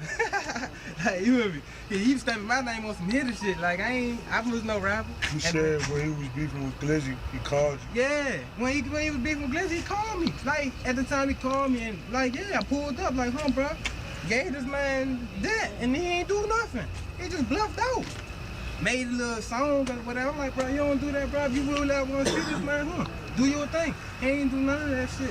You see Glizzy still out here? Glizzy still walking around? Niggas don't do that. There ain't no beef with these niggas. They just internet famous. Internet gangsters. We don't do that. We really from the trenches, man. Y'all from the suburbs. That's different. Big Flock eventually responded with his own diss track titled The Truth. But OG Man Man's track overshadowed the rebuttal. The disrespect and shock value were too great, and the streets couldn't look away from what OG Man. Yeah, that's how it be, bro. It's like, bro, whoever do the most negative, fucked up shit, that's the motherfucker that's gonna get the most views, because motherfuckers want to see the most negative, fucked up shit. So who could be the most fucked up and disrespectful on camera? That's gonna get the most views. It's fucked up, but that's the truth. That's how it be. Man Man had done. The video gained traction quickly, and the shock value propelled it to viral status. OG Man Man reveled in the attention, going from being the enforcer to seriously considering a future in rap. After seeing the numbers the track was doing, he let it be known in an interview with Cutthroat TV that he didn't care about anyone who disrespected him or anyone associated with him. We talk about all these guns and shit. It been how long since the video been out? I ain't even hear no gunshots. Y'all hear any gunshots? To Man Man, the clout was worth it, even if it came with risk. Unfortunately, OG Man Man would never get to pursue that rap dream because the thing everyone looking on assumed would happen happened: retaliation. Sadly, what everyone feared would happen eventually did. The cycle of retaliation in the streets is rarely broken, and OG Man Man's actions had escalated things to a point where peace was no longer an option.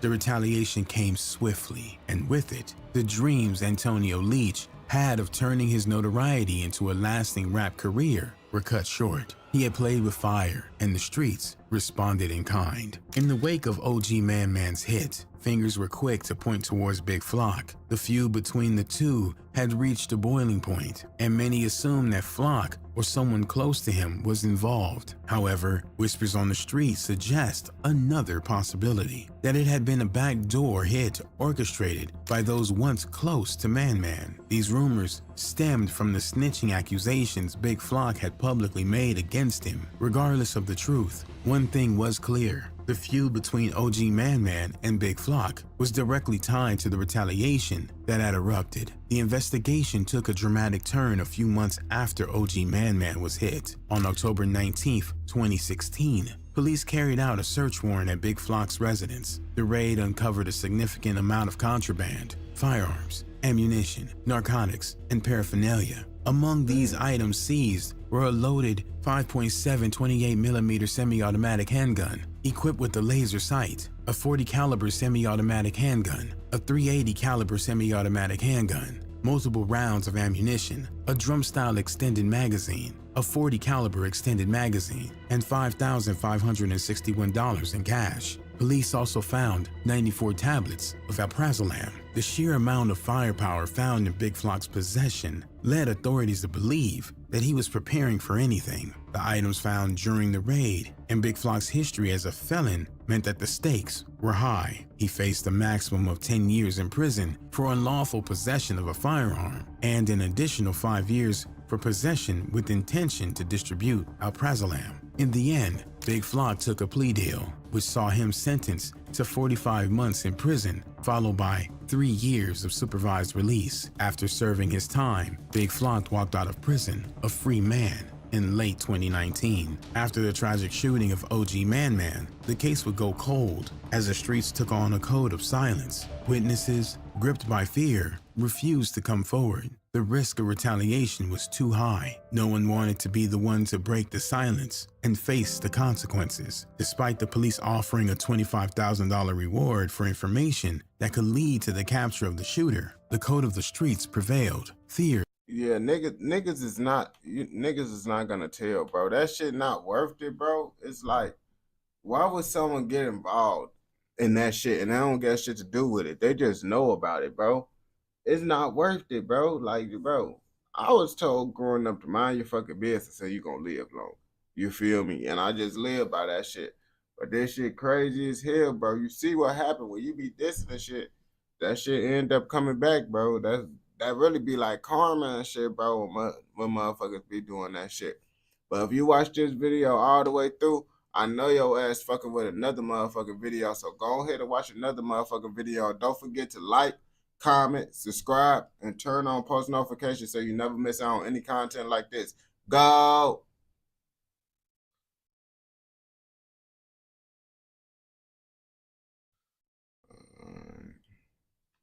I mean, how y'all was just a place coded always. Or try for your big girl. Let me post this video real fast.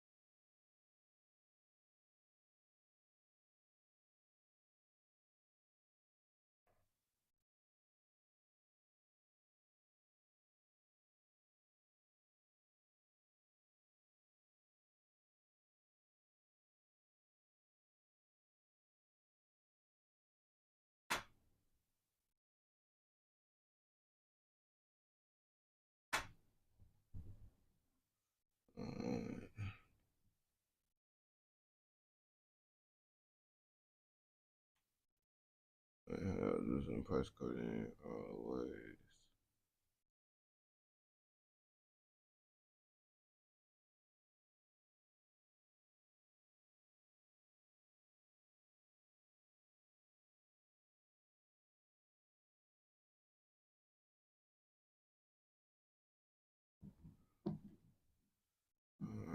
Let's see.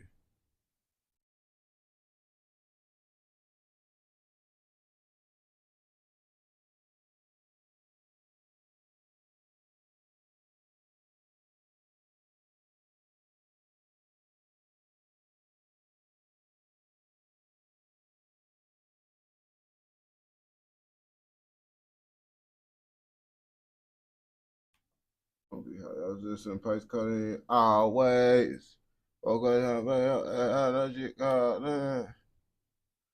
Let's see if he got some good shit on this shit. Hell no, I'm not finna do that. I'm not finna do it. Hey boy, don't turn off on me, phone. You uploading.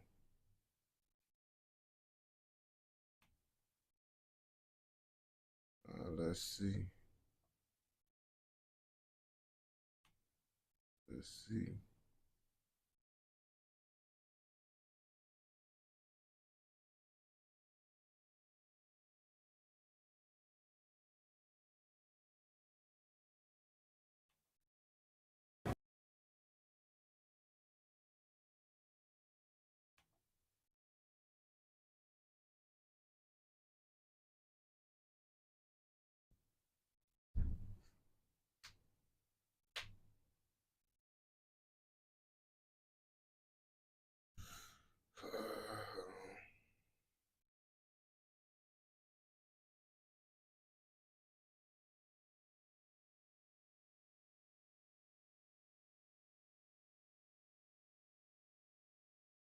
Alright, bam. Alright, we got that.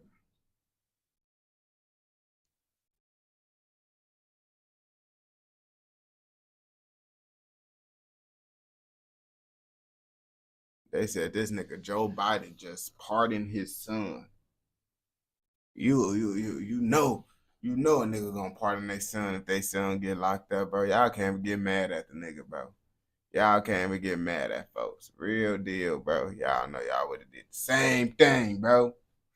Joe Biden just pardoned his motherfucking son. That shit crazy as hell.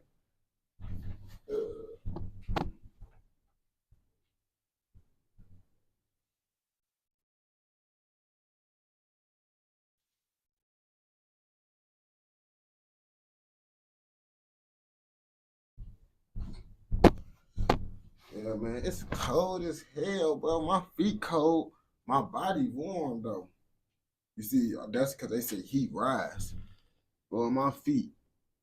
But I feel like my toes, the heat, I got the heat up.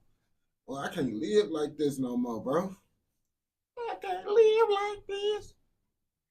All right, the video uploaded. Trying to get back to this reactions. Is that upload a video, man? Multitasking. Called multitasking.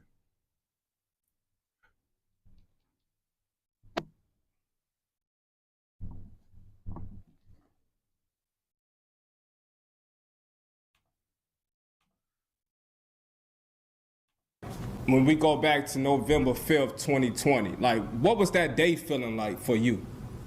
I just thought it was gonna be a regular day, like it always be, but evidently. I mean, honestly, I ain't gonna capture you. Lots of the time, niggas just be thinking it's a regular day till some shit happen.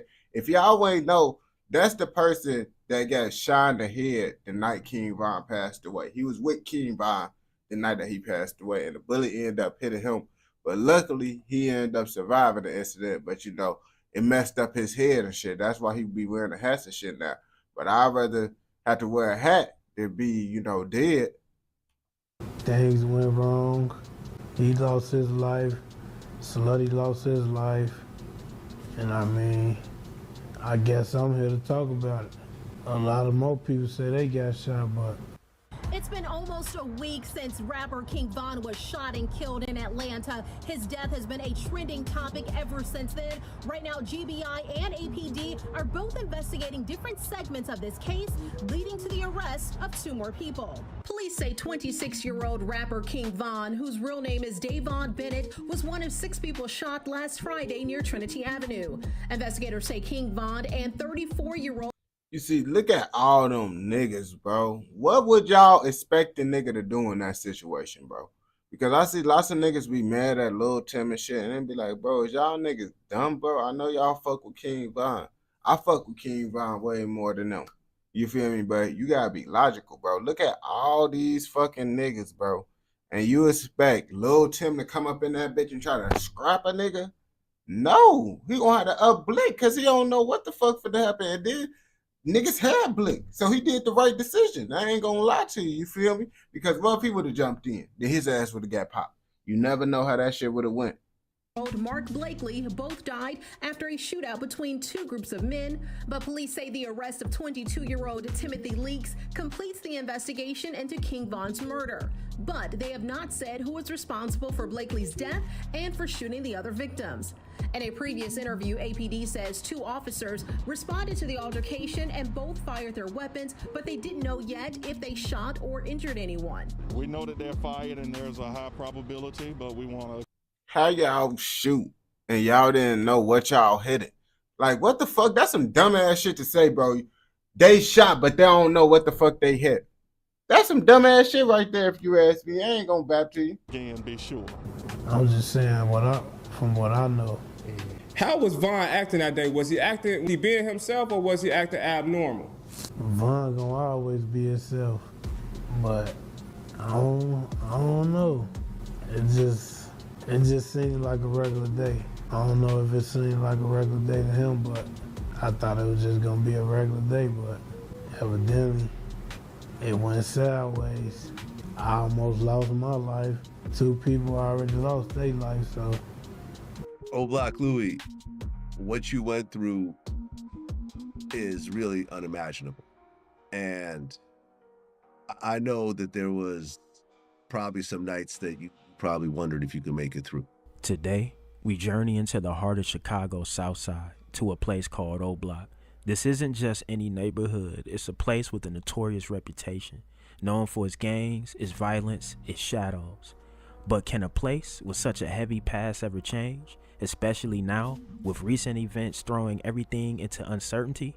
Let's dive in, no Diddy, and try to untangle this complex web. I'm just trying to get back. Come on, man. Y'all got to get me up there so I can say what I'm finna say, man.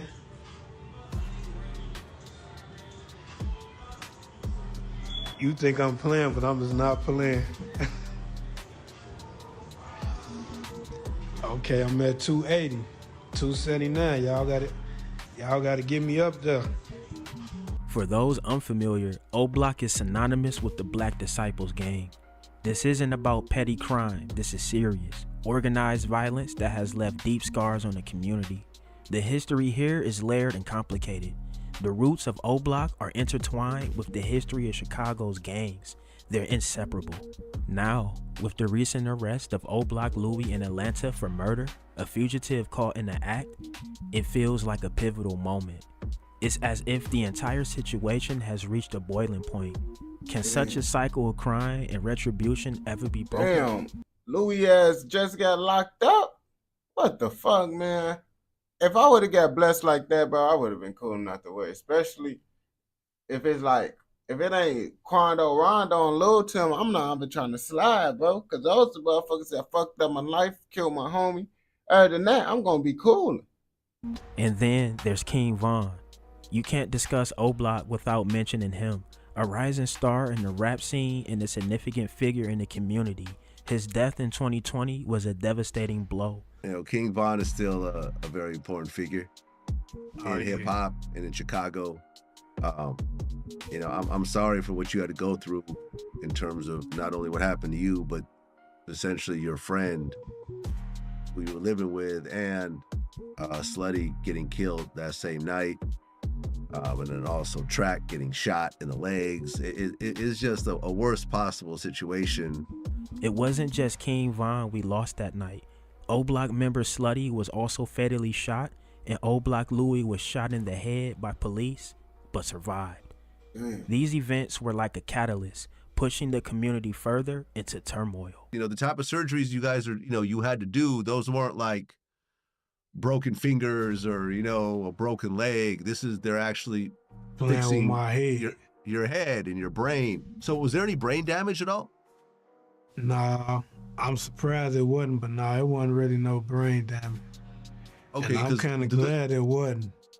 Did the bullet go into your head? This nigga sounds slow as hell. I'm kind of glad it wasn't. Duh, nigga, what the fuck? Everyone will be happy that you didn't get no brain damage from getting shot in the head. What the fuck? I don't think nobody will be glad that they got that shit, bro. Come on now, let's be real now. Or did it get stuck in the skull, or what happened? I think his head just got stuck. Yeah, his head just got stuck. Did they actually have to remove the bullet fragments out of your head? I think it's still a little bit in there. Really? Yeah. I mean, was there ever a time where you felt like, man, I can't do this. I just want to check out. I don't want to do any more surgeries. I don't want to go on anymore. This is just too much to bear.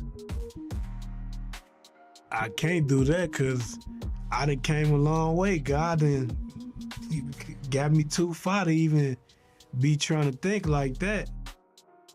So I can't never think like that. When he ready for me, he gonna be ready for me. But I ain't finna just be ready to check out like that. When you ready for me, you ready for me. What y'all on?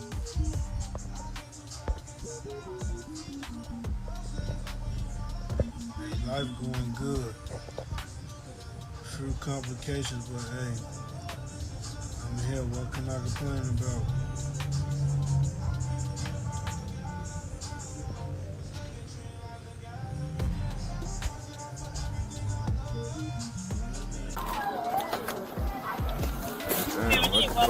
This ain't getting arrested. Oh, the police officer who shot O Block Louie in the head.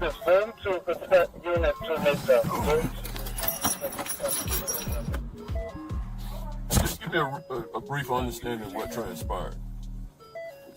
I'm literally sitting in my car again on YouTube. A fight breaks out. A dude hops out the car, immediately just starts shooting. So he starts shooting. I get out the car. I don't know where he went, but a security guard like, there he goes. So I immediately start chasing him on foot. Give him a broke man, stop. He tosses the gun. I'm trying to secure him. Another male, the guy that I shot, he comes from around the corner, and I see the gun in his hand. He just starts shooting into the crowd. At that point, I shoot him. Okay. Damn. Also, O Block Louie, he was blowing at someone, and then that's how 12 ended up shooting him. Damn, that shit crazy. They was getting wild. That's why I said, what niggas had blicks on them, so Lil Tim would have tweaked if he would have tried to fight.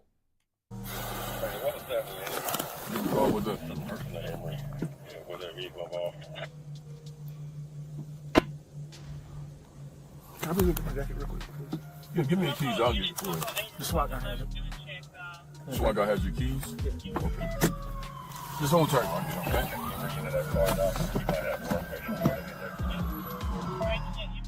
Are now in their 30s. They've matured, priorities shift. Could this be the moment when the desire for peace and stability finally outweighs the draw of the past? O Block stands at a critical juncture. The weight of his violent history, the fresh wounds of King Von's death, and now O Block Louie's arrest, all these factors are at play. Yet, there's a glimmer of hope. With figures like Boss Top returning, there might be a new generation ready for change.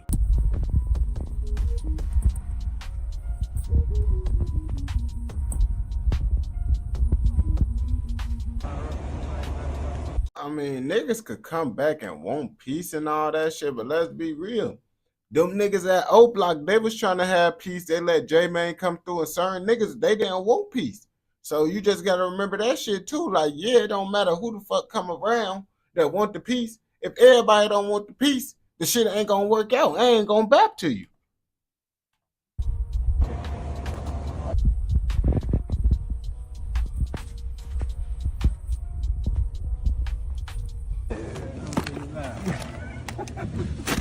Yeah, man. Salam alaikum, man.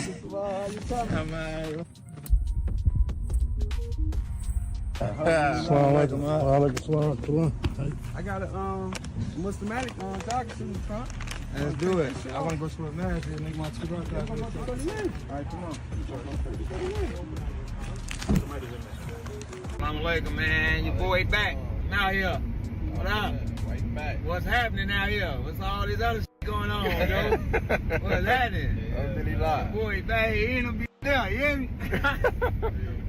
No, the boss is back. Assalamu alaikum, everybody. MashaAllah. Know that. Alhamdulillah. Picked our brother up. MashaAllah. That's how we coming.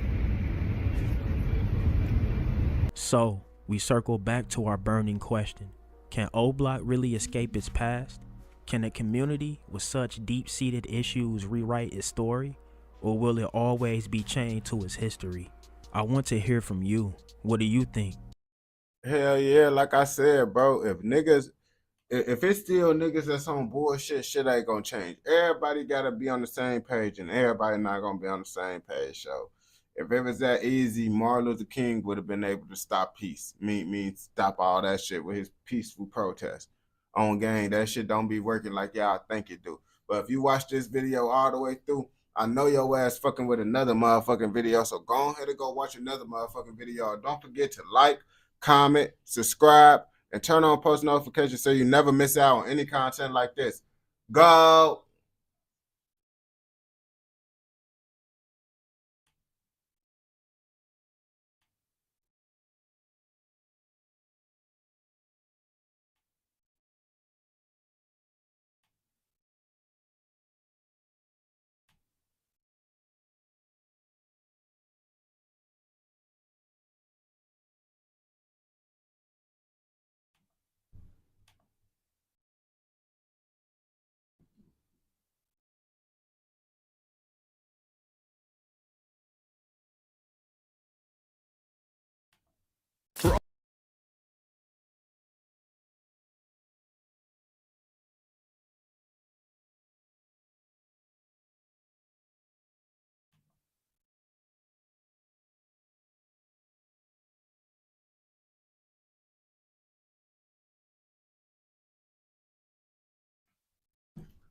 Everybody know about Shannon Sharpe. Now, some motherfuckers might know him because he a Hall of Famer that was in the NFL, or some of y'all ass know him from his club Shay Shay or whatever the fuck his talk show. His talk show that's doing very good. They call him Unc. He's Unc, you feel me? Y'all know Unc, man. Everybody know Unc. His ass be doing a little podcast with Ocho Cinco and shit. You see this guy right here, everybody know him. And if you don't know him, you've seen him before. But we finna look at how good was he? How good was Shannon Sharpe when he was in the NFL? Because lots of motherfuckers don't know about him, you feel me? Now, Shannon Sharpe, you feel me? When I was getting to football, his ass was not playing football for real, you feel me? So let's see how he comes. Youngsters who think Shannon Sharpe is just a media personality, oh boy, are you wrong. Unlike his talk show counterparts, Unc could ball. Not only is he a Hall of Famer with 3 Super Bowl rings, but he revolutionized the tight end position and forever changed the way an NFL offense operates. You see, that's why we watching this shit, because I don't know none of this shit. I don't know none of this shit about Shannon Sharpe himself for Club Shay Shay. As one of the biggest personalities in NFL history, Shannon loved to talk on and off the field, but he always backed it up. So, how good was he actually? And where does he rank among the greatest tight ends of all time? All right, let's see how he comes. Sharpe was born into a poor family in Glenville, Georgia. His parents split when he was just 3 months old, immediately giving him adversity to overcome. He doing that face that the Caucasians be making when they don't like what you doing. I ain't gonna lie, I be making that face too. But motherfuckers say I be making the white people face while I make that face. I be like this. Basic needs were not guaranteed in the rural South, and neither was his family's safety. In fact, during his Hall of Fame speech, Sharpe explained that we were so poor, a robber once broke into our house, and we ended up robbing the robber. To make matters worse, Sharpe's father passed away from cancer. How the fuck? Nigga, that was a weak-ass motherfucking robber. How the fuck you motherfucking trying to rob a nigga and you get robbed, bro. You need to retire. Don't never try to rob nobody again. When he was in his early teens, leaving him without a father figure for a large part of his youth. Luckily for Shannon and his siblings, his grandmother, Mary Porter, stepped in to raise them. Porter also helped take care of several other extended family members. See, my grandmother and grandfather, they raised me, and I hung on everything they say, but they didn't know it. So everyone lived packed into one small home, barely fit for a family of 4. You know, there's no paneling in the house. There's no insulation in the house. It was basically cinder block. It was really, really cold in the winter. But while the Sharp family did... Oh, it sounds like lots of the houses I lived in throughout my life. That shit is crazy, man. I ain't gonna bap to you. Shit was wild. Didn't have much. What Shannon and his older brother Sterling did have was sports. That was going to be their way out. At Glenville High School, Sterling was a superstar athlete playing basketball, football, and running track. He became a high-profile football recruit that took his talents to the University of South Carolina. Shannon had hoped to follow in his brother's footsteps, and as an athlete, he did. He was also a star multi-sport athlete, but in the classroom, he struggled. So his only offer came from the local Division II school, Savannah State. Sharp would continue to play multiple sports at Savannah. I ain't gonna cap to you. That's a big part why lots of niggas can't really take sports serious because they ass ain't smart enough. They ass don't be smart enough. I ain't gonna cap to you. I feel like, man, I damn near could have been playing football and shit if I was smart enough. But niggas talking about you gotta maintain a C's on every class. Nigga, what? I'm just trying to survive. Survive, nigga. If D's get degrees, bro. That's my motto, bro. No Diddy, that sound kind of weird, bro. D's get degrees. Oh, man. Playing basketball, competing in track and field events, and suiting up for the Tigers football team. But it was quickly obvious that the gridiron was where Sharp was at his best. Shannon set many records while at Savannah State, totaling a whopping 192 receptions for 3,744 receiving yards and 40 touchdowns over 4 years. And while Shannon was dominating the inferior D2 competition, his brother Sterling was doing the same at USC, then in the NFL. At South Carolina, Sterling set nearly every receiving record, which led to him being drafted 7th overall by the Green Bay Packers in 1988.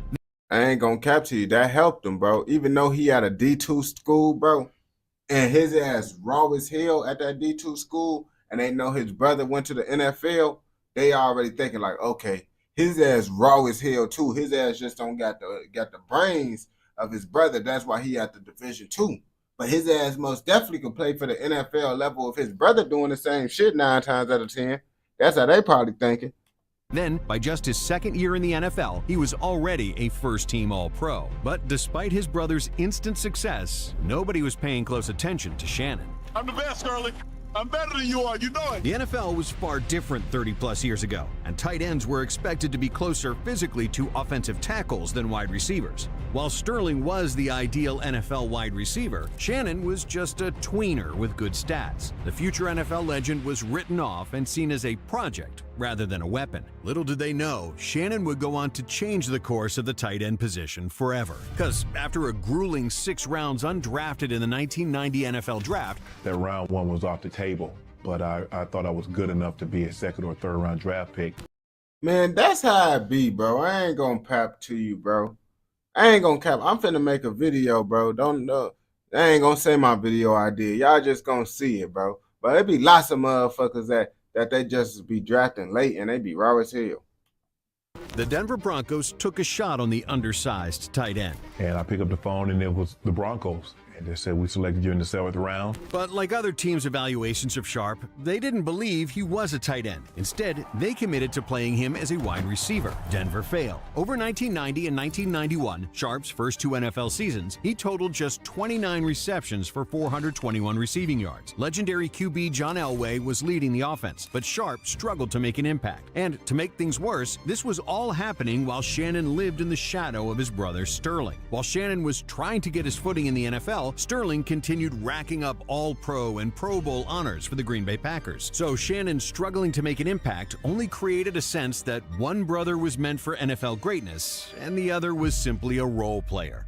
In 1992, Sharp finally broke through expectations and never looked back. Broncos head coach Dan Reeves decided to play Sharp where he belonged, at tight end. And the results were immediate. Sharp exploded for 53 receptions and 640 receiving yards, which led all tight ends in the league. the Broncos had found something special. Of course, the other NFL teams had talented tight ends that were putting up numbers, but Denver had only scratched the surface of what Sharp could become. In the 1993 season, Sharp reached new heights again, and as his relationship with John Elway grew, so did his numbers. The Broncos tight end had a whopping 81 receptions for 995 yards and 9 touchdowns. For the first time, Sharp was named first-team All-Pro. That's a special honor for any player, but it also marked the first and only time that Shannon was named to the squad during the same year as his brother Sterling. Shannon was no longer living in his brother's shadow. Instead, they were shining together. Sadly, the Sharp brothers didn't get a chance to complete that feat again after Sterling suffered a career-ending neck injury that forced him into early retirement. Sterling's career was robbed from him after just 7 NFL seasons. It was a gridiron tragedy that Sterling, who looked destined to be a Hall of Famer, could not keep playing in the NFL alongside Shannon. But I played football because my brother played, and man, it broke my heart when he said it was over. As heartbreaking as Sterling's injury was, it only added further motivation for Shannon. The Broncos tight end was dedicated to representing the Sharp name, and he would eventually get the chance to honor his brother's playing career with the ultimate tribute. However, Sharp was still relentless in pursuing his ultimate goal of winning a Super Bowl title. By 1995, the Broncos had built a team that could match up with anyone offensively, and it was.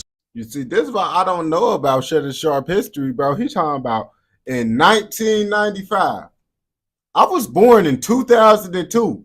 I wasn't capable of comprehending shit like at the sports shit for like a good till like, you feel me? I was watching cartoons, that dumb shit. So it's like, yeah, I ain't gonna know shit about this. It was time to take advantage of that, but it didn't come easy. The Broncos struggled in the 95 season under new head coach Mike Shanahan, failing to make the playoffs at 8-8. Frustratingly for Sharp, the Denver defense let them down on several occasions, while the offense finished 3rd in the NFL in total yards. Even worse, Sharp missed significant time due to an injury for the first time in his career. The Broncos tight end only started 12 games, but still scored 4 touchdowns and totaled 756 receiving yards, the second most of any NFL tight end that season. Performing at that level while injured only further proved Sharp's talent and toughness, and he was rewarded for playing through injury as he was named to the Pro Bowl for the 3rd consecutive year. In '96, the Broncos began to realize their potential, and in his 2nd year as head coach, Shanahan leaned on Sharp as the Broncos started the campaign with an astonishing 12-1 record. They went on to outscore opponents 391 to 275 that season, finishing the year 13-3. With Sharp being the key reason for their offensive success. In 15 games, Sharp brought down 80 receptions for 1,062 yards and a career-high 10 touchdowns. And as he was torching opponent defenses, he would let them know about it. The New England Patriots found that out the hard way. In the middle of a dominant 34-8 win, Sharp pulled out a red telephone on the sideline and infamously shouted, "President, we need the National Guard. We need as many men as you can spare because we are killing the Patriots." Unfortunately, trash talking can come back to haunt you, and for Sharp that season it did. While the Patriots would go on to play in the Super Bowl, Denver suffered a shocking 30. Shit, if this was the current NFL, he made a joke like that, they would have tried to cancel his ass, suspend his ass, all types of shit, because this generation and world are just so sensitive and soft now. 27 upset to the Jacksonville Jaguars in their first playoff game. Sharp and the Broncos were back to square one. Over that 96 season, they had become the team to beat in the NFL, and getting beat in the first round of the playoffs wasn't part of the script. Considering that John Elway was now 37, time was running out.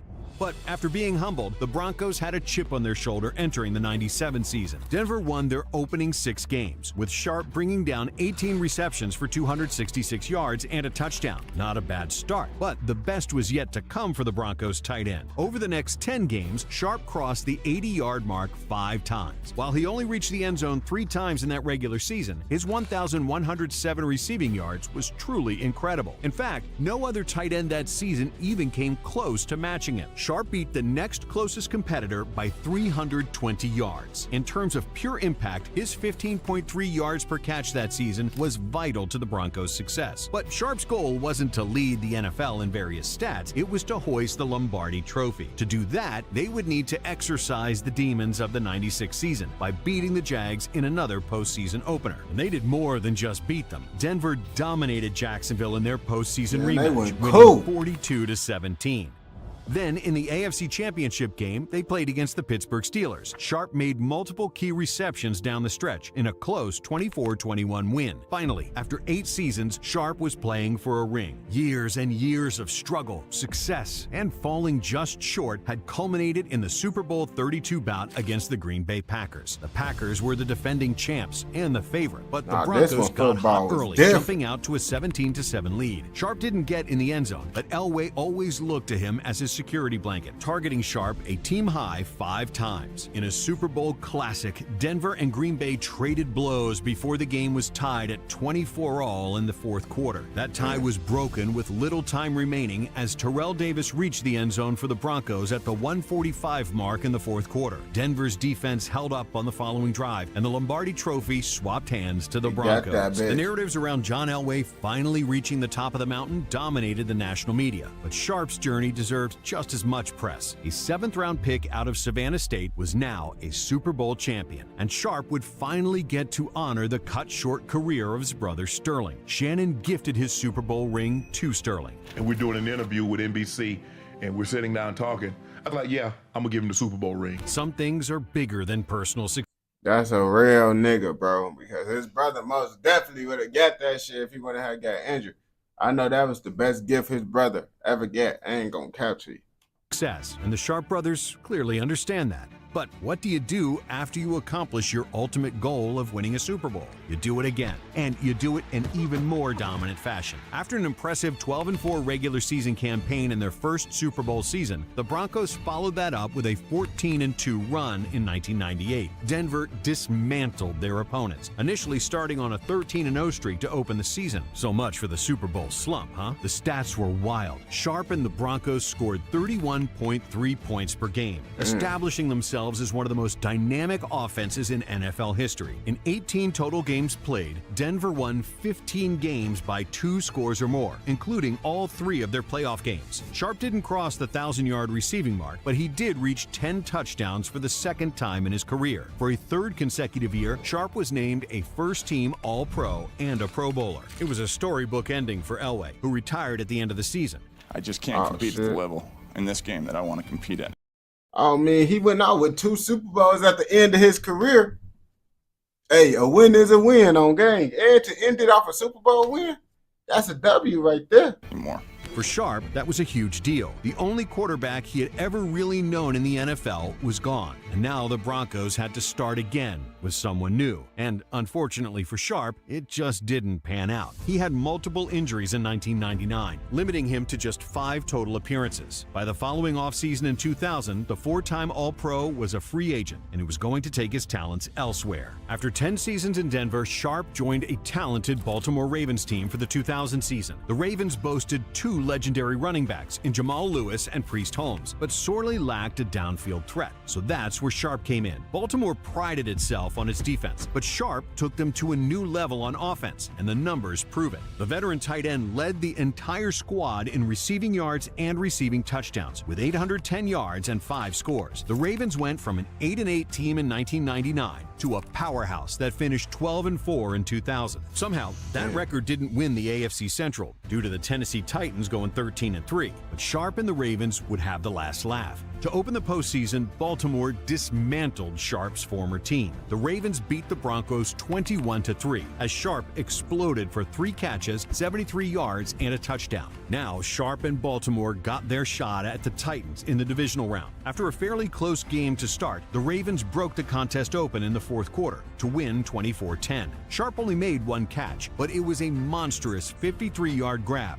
that was a huge momentum shifter for Baltimore. And that huge catch against the Titans was a foreshadowing of the AFC Championship clash with the Oakland Raiders. In a 16-3 victory, Sharp made the most famous play of his career. First, catching a pass at the Ravens' 12-yard line, Sharp ran all the way down the field for a 96-yard touchdown. Fo, that nigga Sharp is a demon, bro. I ain't gonna cap to you, man. Motherfuckers gotta put respect on his name. Y'all better do y'all research on him like I did. It was the only touchdown in Baltimore's victory and the longest score of Sharp's career. After 3 exceptional games, Sharp had once again reached the Super Bowl. Sharp made just 1 catch for 5 yards in the big game, but Baltimore defeated the New York Giants 34-7 for the team's first ever Super Bowl victory. Sharp would spend 1 more season with the Ravens, going for 811 receiving yards and 2 touchdowns in 2001. He was named to his final Pro Bowl that season, marking his 8th appearance. The Ravens would not replicate their previous postseason success, losing in the divisional round. And as painful as it is to say this, they have a better football team than what we got. But Sharp had made his mark in Charm City and had a Super Bowl ring to show for it. To wrap up his career, Shannon returned to Denver. To no one's surprise, he was still a massive problem for opposing defenses. Over 28 games in his final 2 years, Sharp racked up 1,456 receiving yards and 11 touchdowns. Tight ends today are some of the most game-breaking weapons in the NFL, combining speed and size to create the ultimate mismatch. They have Shannon Sharp to thank for that, being arguably the most influential player to ever play that position. To this day, Sharp is still top 5 among tight ends in receptions and receiving yards. He is, without a doubt, a top 5 tight end in NFL history. His legacy was cemented in 2011 when he was inducted into the Pro Football Hall of Fame. His presence on television and social media has made Sharp more famous than ever. Even people who don't watch football know who he is, thanks to memes and clips of Sharp doing his thing. But it's important to remember why he was put on TV in the first place. It's because he always has had the game to go along with the gab. For more of the best NFL content, be sure to That nigga is the fucking GOAT at being a tight end, bro. Now, Shannon Sharp is my new favorite tight end. Yup. Just like that, bro, because I like his story. If you watch this video all the way through, I know your ass fucking with another motherfucking video, so go ahead and go watch another motherfucking video. And don't forget to like, comment, subscribe, and turn on post notifications so you never miss out on any content like this. Go!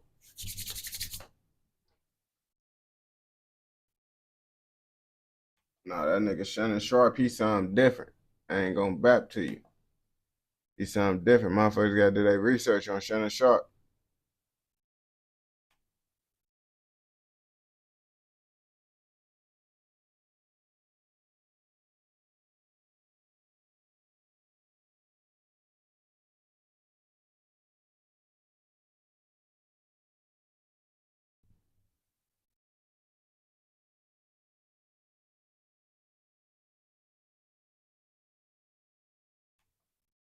People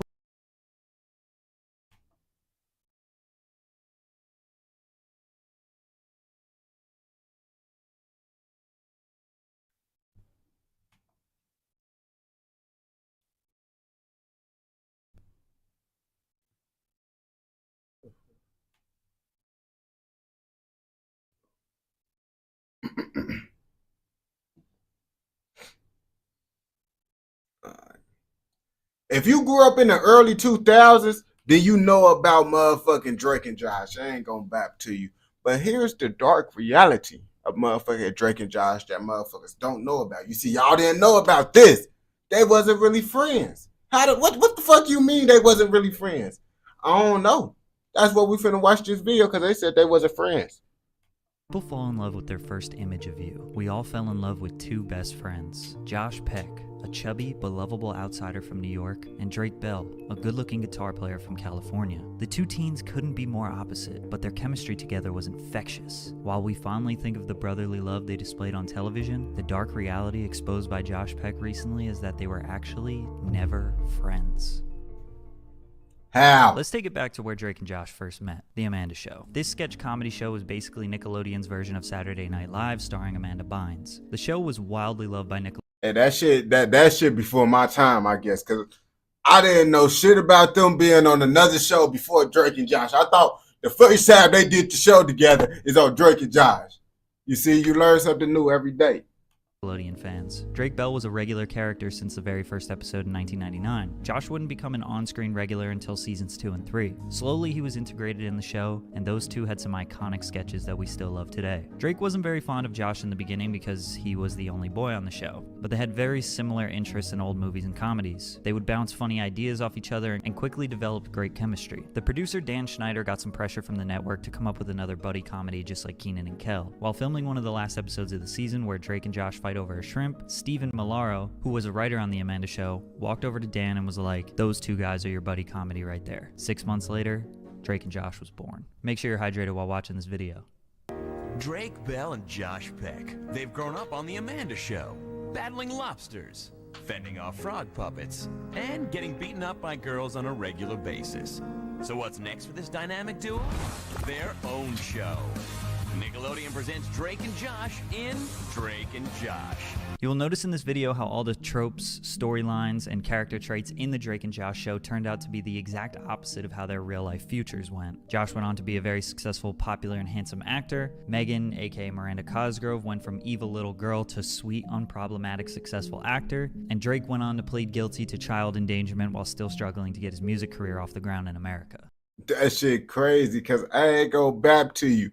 I ain't gonna lie. Everybody back in the day thought motherfucking Drake was that guy, bro, inside the show. Like, no one wanted to be Josh, bro. Let's be real, bro. As a kid, ain't no one been like, yeah, I'm trying to be like Josh. You want to be like Drake. All the bitches want to get Drake. All that shit. Everybody be like, yeah, I try to be like Drake ass folk. Not that Drake, the light skin. Not that light skin ass Drake. If I wanted to be like any Drake when I was younger, I want to be like that Drake. I ain't gonna bap to you. Drake Parker and Josh Nichols were two brothers bound by their parents' marriage, forced to live in the same house, go to the same school, hang out with the same friends while having totally opposite personalities. Josh was the hefty, emotional dork, while Drake was a smooth-talking ladies' man who led a rock band. The first season was a little more typical to any sitcom, coming up with catchphrases and basic plot lines. Luckily, the show got much better after season 1. They consistently got themselves in ridiculous situations and had to either work together or against each other to get out of them, like when they came up with a master plan to sell Gary Coleman grills, which got them in jail, versus when they were fighting each other over a foam finger. In the beginning, it was very common that Josh was the butt of the joke. I mean, it's very easy to pick on the overweight, goofy kid. Drake, on the other hand, would often be the bad guy. He was lazy, rude, and self-centered. He wouldn't stand up for his brother Josh. He would hang out with girls and friends without him, and basically had a hard time accepting Josh as his brother. As the seasons went on, the audience loved them both. Josh was not a punching bag anymore, and sort of just the sweet, jolly brother who was there for Drake no matter what. Plus, he had lost a lot of weight by the last season, so the fat jokes didn't really work anymore. Drake warmed up to Josh.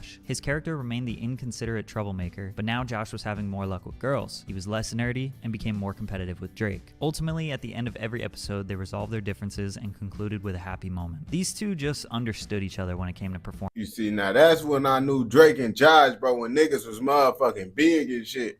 That was the peak, when Josh was like fat and shit.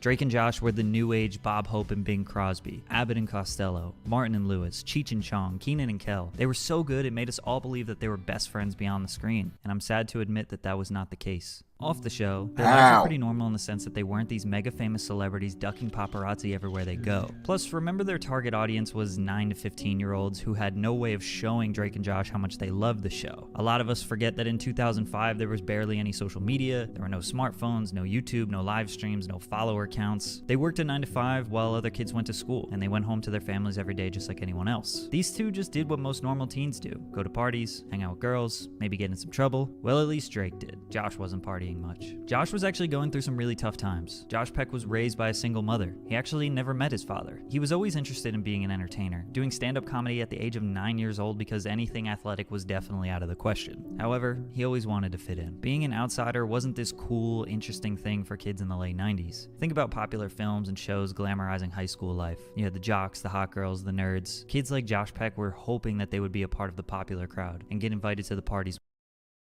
Yeah, I ain't gonna bap to you. Like, that's how it was back in the day. Like, when I was watching cartoons, I thought high school was gonna be like that. But as I got older and realized, oh yeah, shit is not like that, bro.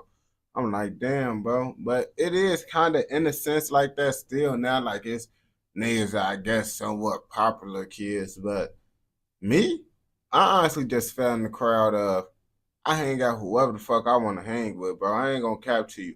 I had motherfuckers that used to tell me, bro, why you hanging out with them lames? Because I used to hang out with motherfuckers. I hung out with everybody. I didn't look at niggas as lames or popular, boy. If I fuck with you, I fuck with you. Like, the niggas that niggas thought was busting, I wasn't hanging with them niggas because I thought they was cool. Boy, them niggas, I fucks with them, bro. That's all it be, bro. So, that shit, I mean, I guess that probably could be a thing for some motherfuckers, but I hang out who the fuck I want to hang out with, bro. I never had a problem of like, you feel me? Oh, ain't no one bully me and pick on me and act like I was a lame. I ain't gonna bap to you. And I did lame shit. And I still be around everybody, bro, on game. And ain't no one gonna say nothing. When high school came. You just gotta have the confidence, gang. Drake was very similar to the character he portrayed on the show, a slick Cali bro who had girlfriends and went to parties as a teen. So them being very different worked on the show, but wasn't very practical in real life. I think they mentioned having sleepovers when they were casted on the Amanda show, but as they got older, they didn't hang out in their personal lives. Josh was sick and tired of being this version of himself he hated. It wasn't all vanity though. He knew he would keep getting casted as a fat, funny guy for the rest of his career if he didn't make a change. He wanted to have a successful acting career, so that also inspired the weight loss which we witnessed on TV. As he started to lose weight, he was finally starting to fit in with the normal kids. So Josh started to do what normal kids do. And suddenly I'm like now looking like a normal kid and a normal teen. And I'm like, oh, they do drugs and that's normal. And they go to house parties and they go to clubs. Josh started acting more like Drake's character, but in real life. It was that's not normal. That's not normal, bro. Don't never have no one thinking you thinking that doing this shit is normal. This shit not good. Bro, you see, I used to talk about niggas that smoke weed, bro, and do drugs. I used to make fun of them niggas. Like, and I was around them niggas too. But they used to hate to smoke around me because I'm like, bro, you dumbass. Well, you smoking that shit, losing brain cells. Every puff you losing a brain cell, nigga. Like, oh no, I was that motherfucker. Like, I ain't gonna cap to you, bro. I'm kind of a fucked up motherfucker because it's like, if motherfuckers wasn't doing the shit that I was doing, bro, I was gonna talk down on them and be like, bro, you dumb ass motherfucker. Not if they doing some good shit, but like if I'm doing some bad shit with you, I ain't gonna talk down on it. But if you only doing the bad shit by yourself, I'm gonna talk down on you till I start doing the bad shit, bro. That's what good friends do. On game. Yo. It was a double-edged sword. Obviously, he was being accepted socially, but being heavily addicted to drugs was the price he had to pay. By the time they were both 20, Drake and Josh was over. Their relationship, it's complicated. Drake loved his time spent on the show. It was what he always dreamed of. His dad raised him on buddy comedies like Dean and Jerry, Abbott and Costello. Once he met Josh and they got their own TV show, he was living his biggest dream. Plus, he was absolutely adored by the Nickelodeon world. Taking a look at this list of Kids' Choice Awards, which is pretty much the biggest thing you can get as a Nickelodeon star. 2006, Favorite TV Actor, Drake Bell. 2007, Favorite TV Actor, Drake Bell. 2007, Best TV Actor, Drake Bell. 2008, Favorite TV Actor, Drake Bell. It was very clear that Drake was the star and Josh was the co-star, despite Josh being funnier and more memorable in almost every aspect. Drake had full intentions on moving forward with his career alongside Josh, doing more movies and TV shows together just like the buddy comedy duos he idolized. Josh had other plans. Drake was never aware of what Josh was going through behind the scenes. Josh wanted to move on from the show. He was known as the fat, funny punching bag who brought way more comedic value to the scene. When we watch these old episodes, we feel happy. Josh sees an underappreciated, depressed, overweight, and insecure child hiding his true feelings from everyone. So he took his own route. Immediately after Nickelodeon, he got a voice acting role as Eddie in Ice Age, got to star in the film The Whackness, which premiered at the Sundance Film Festival and was critically acclaimed. He basically stayed busy every single year since then, having a film or TV role, including the Fox sitcom Grandfathered, where he was a star alongside John Stamos. He became one of the most popular creators on Vine, which is where he would eventually meet David Dobrik, the Paul Brothers, the Vlog Squad, and become a popular influencer on YouTube with millions of subscribers. Drake hung around Nickelodeon a little longer. He did star in a terrible Superbad remake movie called College, as well as a poorly received spoof comedy superhero movie. After that, for the next decade, a few small roles in a bunch of random movies that you never heard of. His career stayed alive because of consistent TV work given to him on Nickelodeon. He did tons of different voice acting roles and one-off shows throughout the years. His music career is actually very interesting. Disney knew how to set up their actors' music careers, whereas all Nickelodeon music careers struggled. Drake has no gold or platinum records in America despite on gang, you think about it, bro, it ain't no Nickelodeon child stars when it come to singing shit. Like, that's really all Disney knew how to make motherfuckers fuck with they motherfuckers. Like, lots of motherfuckers that watch Disney will go listen to those artists' music. Disney know how to sauce that shit up. Nickelodeon, I don't know what the fuck they was doing with their artists. I ain't gonna capture you. I feel like Nickelodeon had cartoons on locks. Nickelodeon had cartoons on lock, and Disney Channel had more live action shit on lock, in my opinion, bro. But then at the same time, Disney did have them bangers too. But Nickelodeon, come on, Nicktoons, come on now. Let's be real, bro. releasing music consistently for the past 17 years. However, in Mexico and various Spanish-speaking countries, Drake Bell, aka Drake Campana, is a huge star. He's had multiple high-charting Billboard singles and albums in Mexico. In some of these countries, he does shows for thousands of people. He speaks Spanish, releases all his new music in Spanish, provides Spanish subtitles with everything he does. I'm not really sure how that all happened, but it's been very fruitful for him. In 2014, he filed for bankruptcy, owing over $500,000 in taxes. In 2016, he was arrested for his second driving under the influence charge. He served 1 day in jail and 4 years probation. When you're not invited to the wedding, the message is clear. True colors have come out today. Message is loud and clear. Ties are officially cut. I'll miss you, brother. Summer of 2017, Josh got married to his longtime girlfriend Paige, and Drake was not invited. The great fallout of Drake and Josh was the new viral gossip piece, and the internet was loving it. It seemed like just ain't gonna cap, that shit is kind of bogus. But at the same time, if Drake was treating him like he was a goofy, bro, I understand too. Cause he like, bro, I wasn't really fucking with you, gang. You was acting like I'm a goofy and shit. And now I'm up. You think I'm finna fuck with you? I was cool with you because of show shit. But it's like at the same time, y'all had a whole little show together and shit. You could at least, you know, sent a little invite and shit.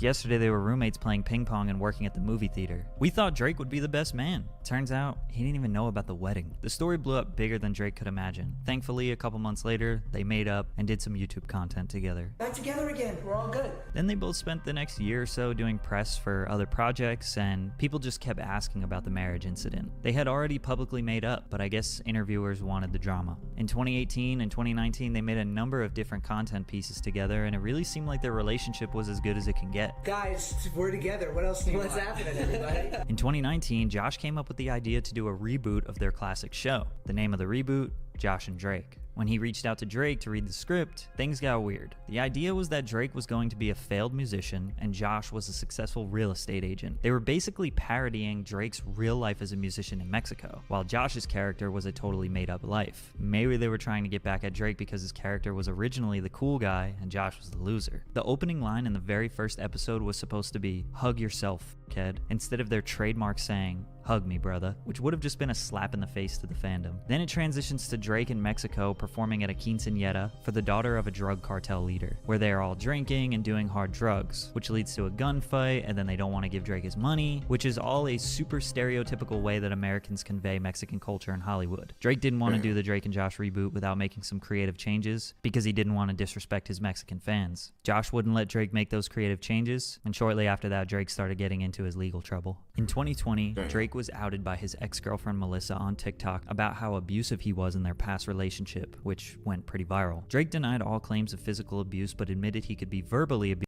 Nah, Drake do look like the type of motherfucker that be putting paws on females, but look at folks. Just look at folks. And you tell me it look like he don't be whooping bitches' ass. He look like he be whooping bitches' ass. I ain't gonna cap to you, man.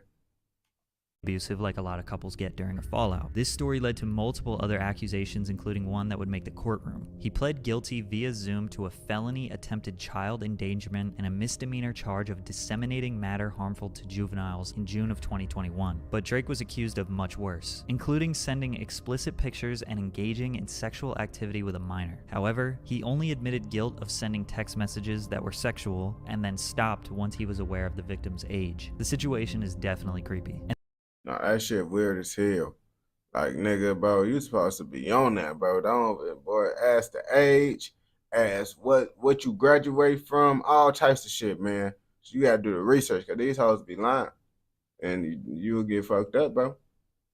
And there are a lot of other factors to consider which have been broken down extensively on YouTube. But the internet is not convinced that Drake is innocent of the harsher things he was accused of. His social reputation has obviously been ruined because of this. Which leads us to today. Josh Peck recently made some big claims on a podcast that he and Drake were never friends. Are you guys like not friends? Not really, no. He told a number of different lies on these podcasts that are starting to make fans question everything. I knew that Drake and I didn't stay in touch for the 10 years since we had made the show, but no one needed to know that. Here they are in 2012 at what appears to be a house party. Here they are spending Christmas together in 2013. Here are multiple instances of them hanging out in 2014. In 2015, they had Drake come on Josh's show Grandfathered. Also, niggas is bapping, bro. That's what niggas be doing, man. He got them allegations and shit on his name. Now he like, oh yeah, I wasn't even fucking with folks. I wasn't even cool with folks. That's what niggas be doing, bro. But it's like, shit, you can't lie, bro. If you was hanging with folks, you was hanging with folks, man. You lying make yourself look worse. I think it's just an opportunity for Drake and I to be working together again, and obviously we love each other. Plus, Drake says that they talked when Josh announced that he was engaged. To suggest that they at least didn't stay in touch is wild. He was surprised he wasn't invited then? If he's going bananas on you? He's surprised, but then he takes to the internet and he starts writing these tweets that immediately like catch fire. And so then he like leans in and goes on this press tour about how heartbroken he is. Drake tweeted 2 things and the internet dragged them out. Plus, there was no press tour. Then 2 months after that, they made up publicly and made some YouTube content together. After they made up publicly, Drake and Josh throughout the next year would talk about the marriage incident in various interviews. So I think Josh is just remembering things incorrectly. I was at the Video Music Awards and I see him there and he sees me. And I go up to him, like, and this might be the most Sopranos thing I've ever done. And I look at him and I go apologize to my wife right now. Josh literally filmed himself walking up to Drake. Does this look like how a gangster moves? And is that the last communication? Pretty much. The VMAs was in August of 2017. Since then, they have filmed multiple YouTube videos together, worked on a Drake and Josh reboot, and I can only imagine they spent time together in their personal lives as well. That is not even close to the last time that they've had communication. Drake just recently started a podcast called Drake and Janet, with the same branding, which is just kind of weird, bro, like let it go. Drake still says nothing but good things about Josh and wants nothing more for them to be friends again. After all, the Drake and Josh show was the biggest and most successful thing that Drake has ever done, which isn't the same thing for Josh. He has absolutely destroyed his social reputation, and him repairing his relationship with Josh might be the only thing that could win over the people's trust again. However, it's pretty evident that Josh wants nothing to do with Drake. While he may be lying about them never being friends, he has made it very clear that since the show ended in 2007, he wanted to no longer be the secondary character, the fat funny guy, Drake's sidekick, and he worked extremely hard to build a career off his comedy and creative vision. Who could have ever guessed that their real life situation would turn out exactly like the episode Josh has done? Come on, dude, I said I was sorry. Yeah, I heard you. Well, stop being mad at me. I'm not mad at you. I'm done. What is that supposed to mean? I don't want anything to do with you anymore. Josh, what? Look, I'm sorry. Well, look, let me finish, okay? I was wrong, okay? I was wrong. What do you mean? Look, I need you more than you need me. I need you way more than you need me, all right? I'm sorry. I just need you to understand that Sorry, Josh, I'm sorry. The foreshadowing is crazy on that motherfucker. I am not finna bap to you. The foreshadowing is crazy, man. Like, that's literally how the fucking went down, bro. Folks literally need him more than he need him. You feel me? Crazy ass shit how the world be, man. I thought they ass was cool. But I guess they was cool. But they kind of not cool, you feel me? But if you've watched this video all the way through, I know your ass fucking with another motherfucking video. So go ahead and go watch another motherfucking video. And don't forget to like, comment, subscribe, and turn on post notifications so you never miss out on any content like this. Go! Let's go.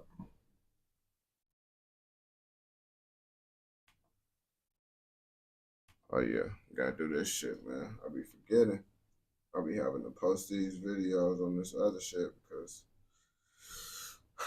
I'll be having a stockpile of videos.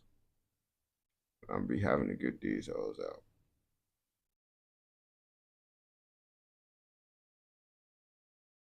This is even the right video? Oh no, this is not even the right one. Where is it at? Oh, here we go.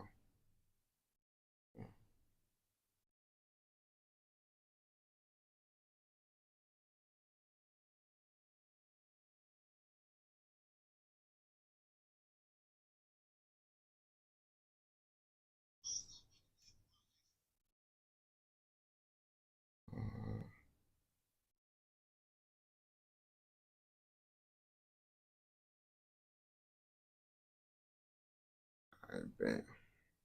Hit this. What do we do? Hit this. Damn, wrong one. My fault, child, bro. When I don't gotta focus on TikTok and shit to pay the bills, I won't have to do this. As you know, man. Are you focusing on this shit?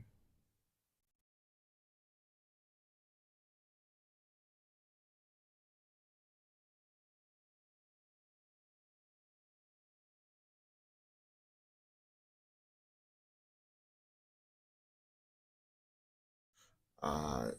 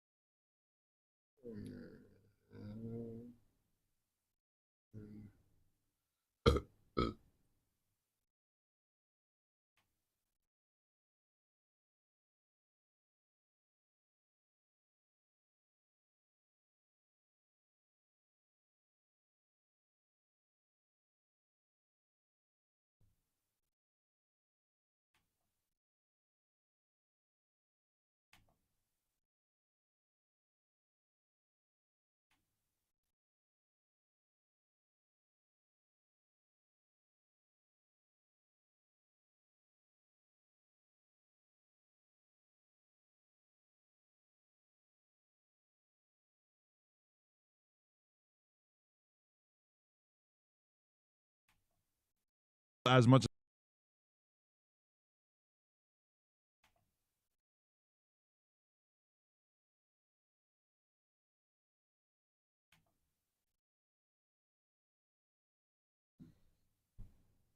What the fuck be wrong with motherfuckers? Being the first rapper? Nah. Wait. Yeah.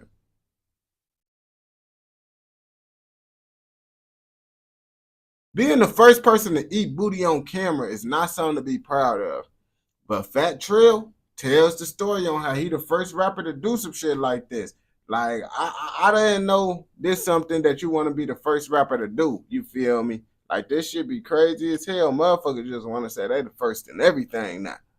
as much as we have the opportunity to interact online all the time, the face-to-face meetup is probably more important now than ever. Of course, yeah. I believe so for sure. Definitely. And last time we did the interview, you were still coming home and getting used to your reality and everything. Yeah. Absolutely, yeah. Yeah. So is that like a distant memory, or is that still kind of alive in your head? It's still kind of alive in my head, man. The government got it as to where they not through with me yet. It's an everyday struggle for real. I made a lot of mistakes when I was a younger, you know what I'm saying? So I'm paying for it as an adult. But outside of that, I'm super cool and I'm blessed, you know what I'm saying? 100%. I just spanked the DNA test yesterday. I'm good. With DNA test for this like my 5th one. What, a girl was trying to put a baby on you? Yeah. Really? Yeah, this like my 5th one. Damn. All of them not the father, not the father. I ain't gonna count. That's some shit I'd be happy about too, man. Man, we having a celebration. We found out I'm not the father. Lots of niggas down there be happy. They ask the father. I'm not happy I'm the father, gang. I be hoping you damn near did something with someone else, so I don't gotta be the father of that little motherfucker. Cause I ain't trying to be a dad. I ain't gonna bap to you.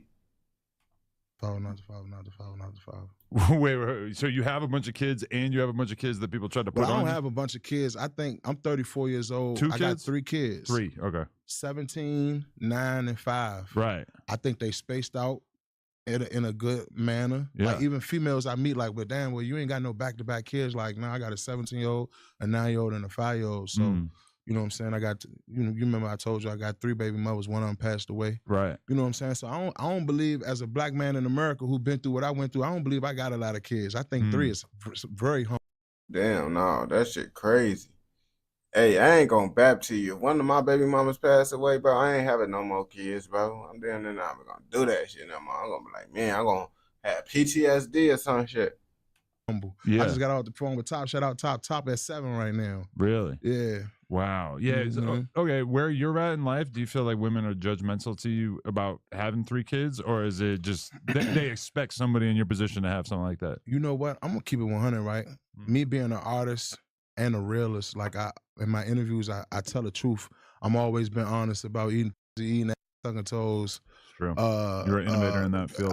I've been that guy. So all the females that I meet, not to say that they give me a pass for being an artist or famous or popular, whatever you want to call it, but they never really give me no, once I give them the ages, they like, nah, like, you ain't had no kids back to back type shit, and you ain't no, you feel me? So I think also if you can raise a 17-year-old, I ain't gonna bap to you though. I feel like women don't really give a fuck about niggas having kids. I feel like, cause I be seeing lots of women, they be with niggas and they be having lots of the times, bro, the niggas be having motherfucking the niggas be having more kids than the females, you feel me?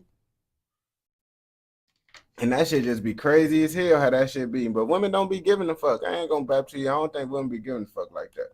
that just proves that you have it together enough that you didn't f that up. Absolutely. It's been damn near 2 decades. Right. That says that you've got some kind of ability to make it through shit. Absolutely, yeah. And I did get incarcerated 2 or 3 times during her upbringing, but we never missed birthdays. Everything she wanted for Christmas, everything she wanted on her birthday, she always got, whether I was out the feds or not. My daughter never not wanted something, never got it. And I'm proud to say that as a father. Now, I'm not proud of some of the things I did to get it, but my daughter ain't gonna never want for nothing and I get it. You get what I'm saying? So I just do what I do. Damn. So when you just said that you used to be on some freakier shit, that just really reminds me of how crazy the Slutty Boys era was. Like, because you were definitely the first rapper, Remo, I bet you don't remember this, but the first rapper who ever had a picture of him eating ass going viral on the internet. Absolutely. Remember that bit? And this nigga talking about absolutely, like, yup, I am the first rapper to do that shit. You know that shit. You feel me? I ain't gonna bap to you. See, and women, they'll be with a dude that did that shit, but I don't think dude's gonna be with a woman that be the first woman to get her ass ate live on camera. Because they gonna want to fuck with that, or bitch. And the reason why I said bitch get her ass ate, because I hope no dude's not trying to get their ass ate. You trying to do that shit, boy. You was a freaky, nasty motherfucker, bro. Go get some help. it was like in public too, In right? public, and well, I ain't gonna say it was in public, but we was having a great night that night. Because if you look at the picture, you know that I didn't take it. Yeah, Number one, number two, I didn't know the picture was taken. Right. And this is way before OnlyFans. Yeah, this way before anything. OnlyFans, and this was back in the media takeout days and shit Yeah, like that. yeah. You know what I'm saying? So, yeah, that shit definitely went viral. Was though, for that sure. intentional for that to be released, or was that a surprise? I can name out of like, I remember it was like 5 females in that hotel room that night. I can name 2 that was in the room, but I can't say who took the picture. I can't say who put it out. Right. I remember getting a See, folks, that's how you know folks was going crazy. He not even aware of his surroundings. You not aware of your surroundings. You just out here eating ass, nigga. Like, damn, bro, you got like he just don't give a fuck, gang. Cause it's like, bro, you got all these other motherfuckers around you and shit. And you still eating ass, knowing they could take a picture of your ass eating ass. You not even aware. You see, he just in his own. Folks ass just was trying to eat ass, bro. That's what he was trying to do. a call from a female friend whose name I'm not gonna say because she just got engaged and all type of shit. They thought it was her originally. You know what I'm saying? And that went viral. Oh my God, Fatrell and such is on camera doing blah, blah, blah. And it wasn't her. She just had the same back tattoo as the female who it really was. Oh, okay. So, but yeah, nah, we had a good time, man. Was that, would you describe it as embarrassing, or were you just kind of like, well, f it, people are getting to see how I'm really living my life? Nah. So you gotta think, I was like, what, 19, 20 at the time, number one. Right. Number two, I ain't really give a f, you know what I'm saying? You know, in my music and my personality, what I portray, the world know when it come down to that, I'm a nasty nigga. You know what I'm saying? But like I said, I didn't take. He said, "Motherfuckers." Okay, so basically, that he basically saying he an NLE Chopper motherfucker. Cause motherfuckers wouldn't be surprised if NLE Chopper got exposed for eating ass. Motherfuckers gonna be like, "Oh yeah, folks said it's just a freaky motherfucker." We already know folks said it's just too freaky. Take that picture and I didn't put it out. Like in the picture, you can see both of my hands in the picture. I didn't take it. I didn't put it out. I still to this day don't know who put that picture out. But it didn't hurt me at all. Did I think about my daughters eventually seeing it? Yeah. I don't know if my oldest have or not because she never brung it up to me. And I was young, so I really ain't give a f for real. Yeah, and I mean, it's hard for people to probably remember that in that era, 2011, or that might have been. Yeah. This is still like an era where you have rappers like often talking about not eating in Right, interviews. yeah, That was yeah. like the cool mafioso type attitude to have about shit. So I think it Yeah. stood out to people a lot Yeah. more. Whereas now, if you hear a rapper talk about you, it's not really gonna surprise anybody. Absolutely. But you know, Shit, motherfuckers ain't gonna be surprised if a rapper talking about eating ass and all. Motherfuckers don't be surprised, bro. Motherfucking T Grizzly said, I'm a dog, let me sniff her ass or some shit like that, bro. You know folks be eating ass. you know what's crazy is that I still have now my Instagram, my original Instagram got deleted, but I still have my first original Twitter. So sometimes people still at me and show me that picture, like, you know, or they use it as a meme. It's been used as a meme a lot. So If I were to write like a history of rappers who portrayed themselves doing anything sexual, that for sure would need like a whole chapter, because I think that broke shit open. yeah, it did, man. I was open with speaking the truth when I first touched the scene, and still am. I'm just Right. more mature and more. I believe my music is more fine tuned now. I know my sound. I'm in my best pocket right now. But in the beginning, it was nothing for me to go through shit like that for sure. Right, 100%. Damn, good old times. Okay, so what have you been going through in life? Anything in particular, or are you just enjoying yourself and taking care of the kids and working on the music? What's life like these days? Life right now is like I'm just enjoying the ride, no homo. I mean, well, you know, I ain't even trying to say no. I'm just enjoying the show, man. You know what I'm saying? Came home, I'm still blessed. You know what I'm saying? We dropping music. You see, it's no Diddy now. You gotta say no Diddy, bro. It's no Diddy. You know, Boosters Keeper just had Skiller Baby, ESTG on there, Millie's on there, Almighty on there, JIDK on there. You know what I'm saying? The Deluxe gonna have a lot of special artists on there as well. So I'm blessed. You know what I'm saying? We still traveling the world and brushing shoulders with artists. We still working. I just got a lot of business done out of Chicago. I was just at Dirk's last show, the Birthday Bad show. Shit. You know what I'm saying? So I'm still blessed to be working. So me being Fat Trail, every day I wake up and get to do what I love, which is music, whether it's the business, the promotion, the marketing, or recording. I got a studio session later tonight. I'm just blessed, bro. Everybody knows about you and Sosa. As y'all can see, bro. Folks says the first rapper to get exposed for eating booty. Shit, I don't think that's something you want to be proud of, but shit, man. Shit, there ain't nothing to be ashamed of, man. If you like eating booty, you like eating booty, you feel me? If you watch this video all the way through, I know your ass fucking with another motherfucking video. So go ahead and go and watch another motherfucking video. And don't forget to like, comment, subscribe, and turn on post notifications so you never miss out on any content like this. Go! I ain't hopping off live, my niggas. I'm just gotta go check.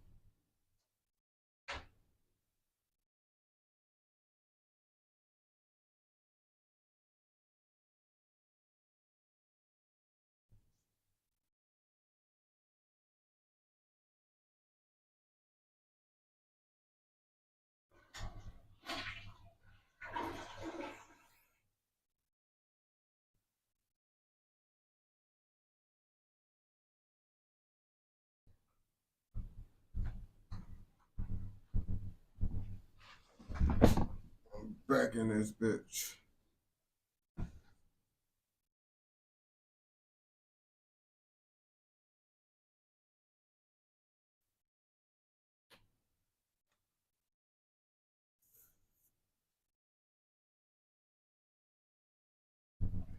Back in that bit. I'm back in that bit.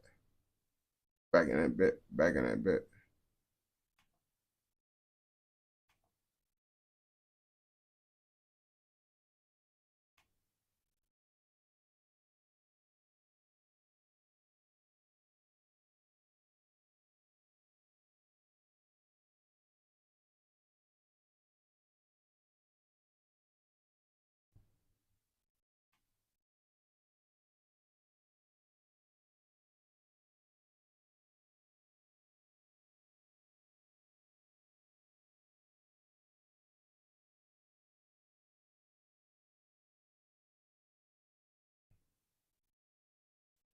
think I know what I want to react to.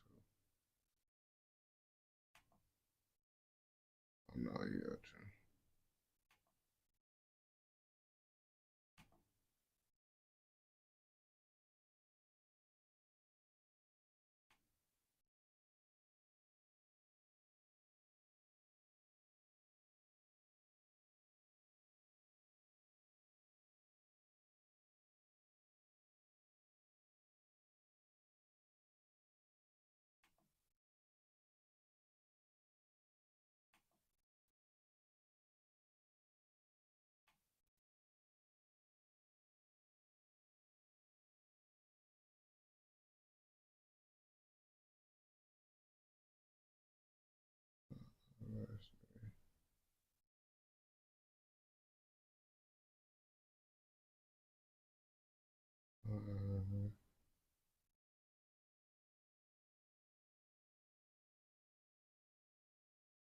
Why would that nigga even do some shit like this?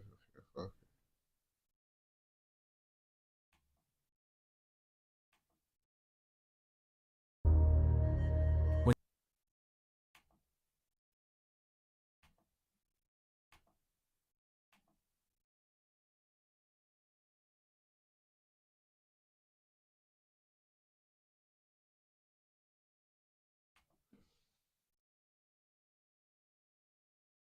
I'll never be in no situation like this. Motherfucker damn near drowned in a narrow tunnel. Now, how the fuck your ass drowned in a narrow tunnel? I don't know, because I wouldn't even be inside no narrow tunnel to even get drowned. I got claustrophobia and shit, so I can't even be in no little tunnel and shit. I go down a water slide and I get scared and shit. So you think I'm finna go down the tunnel? So I'm assuming this is a Caucasian, because most black people are scared to do shit like this. So let's see what the fuck happened in this video. When 6 men entered a tight cave system to help out with some important mapping work, they thought they would be in for an adventurous day in the deep tunnels of Mossdale Caves. The harsh reality of what they would Oh, they workers. These, okay, it's different. They ain't doing this shit for fun. You see, now I was thinking these motherfuckers is the motherfuckers that's doing this shit for fun, because this is the type of shit that Caucasians do for fun. But working, that's a different story. I'm not doing that working shit either, bro. Y'all got me fucked up. I ain't gonna cap. It's good money on, but I can't do that shit. I'm too scary to do shit like that. face is absolutely stunning. This is the fatal breakdown of the Mossdale caving tragedy. In June of 1967, 10 explorers entered the Mossdale cave system to explore and help clear some of the deeper passages for further mapping. These passages were not well documented by caving standards, but the 2 leaders of the group felt confident in their ability to navigate the group carefully. You see what the fuck? 26-year-old leader Dave. You see niggas doing this type of shit. If it involved me having to do this type of shit, I am not doing it. I ain't gonna cap to you. Dave Adamson and his friend Jeff Boireau had explored Mossdale many times before. This cave system was not much of a touring cave. There were very few areas where a person could fully stand. It was mostly grueling crawls or squeezing through wet spaces. Nigga, I'm not climbing through no shit like that with water coming through, because you never know when that water gonna rise up and then your ass is cooked on gang, and then you can't just outrun the water in them small ass tunnels. You over with. Filled with rocks and mud. That's why after a few hours, 4 of the group members, 2 men and 2 women, turned back as planned. Dave Adamson's fiancée was one of these casual cavers. Morag Forbes was thrilled to be getting married to Dave in less than a month. These adventurers, who only planned a light day of exploring, exited the cave around. So these niggas wasn't workers. These niggas just exploring shit, like I said. Why the fuck is y'all just exploring shit for fun? This shit not fun. What the fuck fun about this shit, bro? I don't understand. Around 5 o'clock. The skies were overcast, but nothing clearly threatening. 4 hours. Dave and Jeff continued deep underground with their 4 caving friends, assisting with equipment and tools. Colin Vickers, John Ogden, and Bill Frakes were top cavers. At just 17 years old, Michael Ryan was the youngest member. At this point in the day, the men were starting their crawl through the Far Marathon Passage.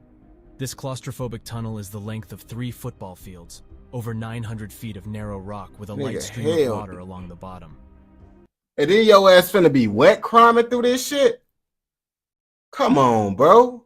How the fuck is this shit fun, bro? Far Marathon Passage must be maneuvered in a single direction because it's only 18 inches by 12 inches. barely enough room for an average-sized person to pull themselves along. Nigga, you could barely take, you ain't gonna be able to take a full, bro, you see that squeeze, bro? You know, lots of the times, bro, them niggas be having to hold their breath a certain way just to be able to fit through certain places. Like, nigga, if I gotta hold my breath to get through certain shit, I'm not doing it. These niggas gotta... They gotta be breathing little as hell, so they stomach, cause their stomach get too big, bro. Now they ass gonna be motherfucker in the box and shit. Imagine crawling in a space not much bigger than your computer screen. Shoulders pinned forward without room to spread your arms or reach back to your waist or legs. Turning around is not an option. Once you squeeze in, you are committed for at least an hour. Near marathon and far marathon are each 900 feet long crawls. There is a small 5-foot area between the two where a caver can partially stand before starting the next section. As the men reach the last section of far marathon, there is a further narrowing and a tight squeeze to push yourself through. The goal was to reach this next section of the caving system to clear out passages for further mapping. 2 hours until around this time, Morag had come back to the entrance to see if the men were done yet, but she didn't see any signs that the cavers were coming out. The rain had started to fall, though nothing too alarming. Underground, they were preparing to clear passages, but noticed the streams had increased and groundwater levels rising just slightly. It was... You see, my niggas? You see, that's why I tell y'all ass, bro, if it's water flowing through that shit, it could rise in real rise. Like, rain could be a big reason why it rises, y'all can see. So it's like, nigga, it's already bad enough y'all niggas crawling through some, shimmying through some shit, and now y'all shimmying through some wet shit that could potentially rise up. Come on, but why do y'all do this shit? Can someone please explain to me why they do this shit, bro? Like, bro, like, come on, bro. Would certainly have caught their attention, but may not have registered as a true threat to their mission. 30 At minutes. some point, the water levels became disturbing. The men would have heard the increasing volume of flow, as well as felt the rising water at their feet. Knowing they were 3 hours from the entrance, the decision was made to end their work for the day. Dave knew this cave system better than anyone, so they were sure he would know when to lead them out safely. Unfortunately, they had no idea just how much water was coming their way. Damn. Morag had returned to the cave entrance a final time at 9 o'clock. She was utterly horrified to see a lake of water collected around the entrance to the cave system. It was fully submerged and completely inaccessible. Her fear and desperation fueled a frantic 3-mile run to get help. The men were moving back up the far marathon passage. What the fuck can help do? What the fuck? Help ain't gonna be, what, you think they finna just break the ground open, just get to, no, they gonna have to shimmy through that bitch to go find them. And if it's water, it ain't no shimmying to go, they cook. They cook. Like certain things you do, you fuck up, you cook. And this is one of those things. You just you cook. That's all it is, and ain't no help. Certain things you can't get no help, and this one of those things. Though the water level had risen, they had no choice but to get back to a higher chamber as quickly as possible. This extreme distance in such a confining chamber was likely panic-inducing with such a heavy stream of water coming at them. All their experience told them to move calmly but efficiently to get through this intimidating reality. Sure, they would emerge on the other side in a higher chamber. Young Michael and experienced Jeff were the first two to squeeze through the tight starting section of the return. A body could barely fit through portions of this passage. The cavers had to literally squeeze themselves past the rock and pull themselves forward with just their arm strength.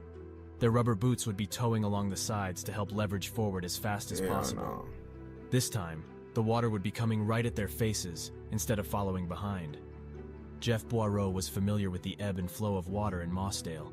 Surely he knew that a swift effort in far marathon would get he and Michael safely beyond the risky passage and into the larger chamber above. The other 4 men would have been gathering their gear and preparing for their own entrance into far marathon. Now the water flow was becoming more alarming. Dave Adamson was confident that he knew where to wait out the flash flood from the storm. These experienced cavers began their push, with all haste in mind. Jeff and Michael began struggling with the flood of water they were facing in the tight passage. It rose above their hands and then their shoulders. They tried to find the highest crack in the passage to lift their faces as the water rushed into the tunnel. Michael would have asked Jeff what to do, where to go. the amount of water flooding into the narrow passage was only increasing with no safe place to escape. The haunting truth was that there was nothing that they could do. Dave had led the others into this same cramped tunnel, hoping to beat the increasing water flow. As they moved through Far Marathon, they encountered the same devastating reality that their friends had just faced. The water was too high. They turned to elevate their faces above the rising water, seeking the smallest pockets of air, but clearly there was just no escape from this trap. John Ogden was likely the last in the tunnel. You see, bro, and it's like they know they dying, bro. They literally just trying to have hope, bro. That's literally what you could do. Like when you fight for your life, just have hope. You could be like, oh, I'm over with. But that was over with, bro. Like I said, you can't outrun the water. You can't outrun the water that's flowing through in the you cook. You cook, my boy. I ain't gonna bap to you. And heard the desperate cries of his friends to turn back. Realizing that there was no way forward, he pushed with his hands to slide his body backwards, using his feet to lift his body weight. It was only a matter of moments to make a move before he would be fully submerged in water as well. He found a small crack overhead, where he wedged his head and body to gasp for the last moment of air. Maybe the water would stop rising and he would find protection in this small space of air. It was too tight for a person to actually fit, but in the frantic fight for survival, he jammed his body and face up into the narrow slit. Outside the cave, a full... Oh my God, bro. That's just like, bro, that's just making dying even worse. So now you just jammed up in that bitch and the water just flowing. So you like, nah, bro, I'm not trying to do that. At least I want to shimmy like, like at least that's how I'm trying to go out. I'm not trying to go out like this. You feel me? I at least want to do a little bit of, you know, you feel me? But that's just me. I don't got claustrophobia. A little bit more space is better than no space to die in my opinion. The rescue effort was beginning. It was clear that the entrance to the cave was completely blocked by a lake of water, but there was still hope that the men had found a safe chamber to wait in until the water levels fell. The rescuers came out in full force. Hundreds of volunteers helped dam off the entrance and install pumps to try to move the water out of the mouth of the cave. This would allow the water levels inside to fall, clearing passages for safe movement. Also, that's how they could do to afternoon, help. A full day after the men entered the cave, rescuers were able to make it down to Far Marathon. They shouted a few times, hoping to alert the men that the passage was now clear and they could come down from their high waiting chamber. It wasn't until 2 sets of legs were seen protruding from the ridge of the tunnel that the grim reality was revealed. These 2 bodies were Jeff and Michael, who had lifted their upper bodies into a ridge along the path to try to access the last breaths of air. The reality of the situation was completely devastating to rescuers, who held to a slender thread of hope that these experienced cavers were able to find salvation in an air pocket. One by one, the bodies of 5 men were discovered. John Ogden's body would not be found for another 2 days. He had wedged himself so aggressively into the overhead crack, it took dozens of passes to locate his contorted remains. Damn. All 6 men drowned in an inescapable flash flood that filled the entire cavern with water. The cave was closed after this tragedy. Yeah, it wasn't no way for them niggas to be able to survive that shit, bro. How all the water just came, how they showed the water. These niggas was right here and water coming in from all angles, bro. Them niggas, yeah, it was the shit you could do. Like I said, bro, I wouldn't have did that shit anyway. Flood that filled the entire cavern with water. The cave was closed after this tragedy and remains the final resting place for the 6 men. In 1970, friends of the cavers entered the closed system to move the bodies to an upper chamber. It was renamed the Sanctuary. Damn. Rest in peace to him, man. That shit crazy, man. That shit crazy, man. That shit fucked up how they went out, bro. I ain't gonna cap to you. That's why I don't do shit like that, because I'm scared I'm gonna die like that. And I don't want to go out like that at all, man. But if you watch this video all the way through, I know your ass fucking with another motherfucking video. So go ahead and go watch another motherfucking video. And don't forget to like, comment, subscribe, and turn on post notifications so you never miss out on any content like this. Go!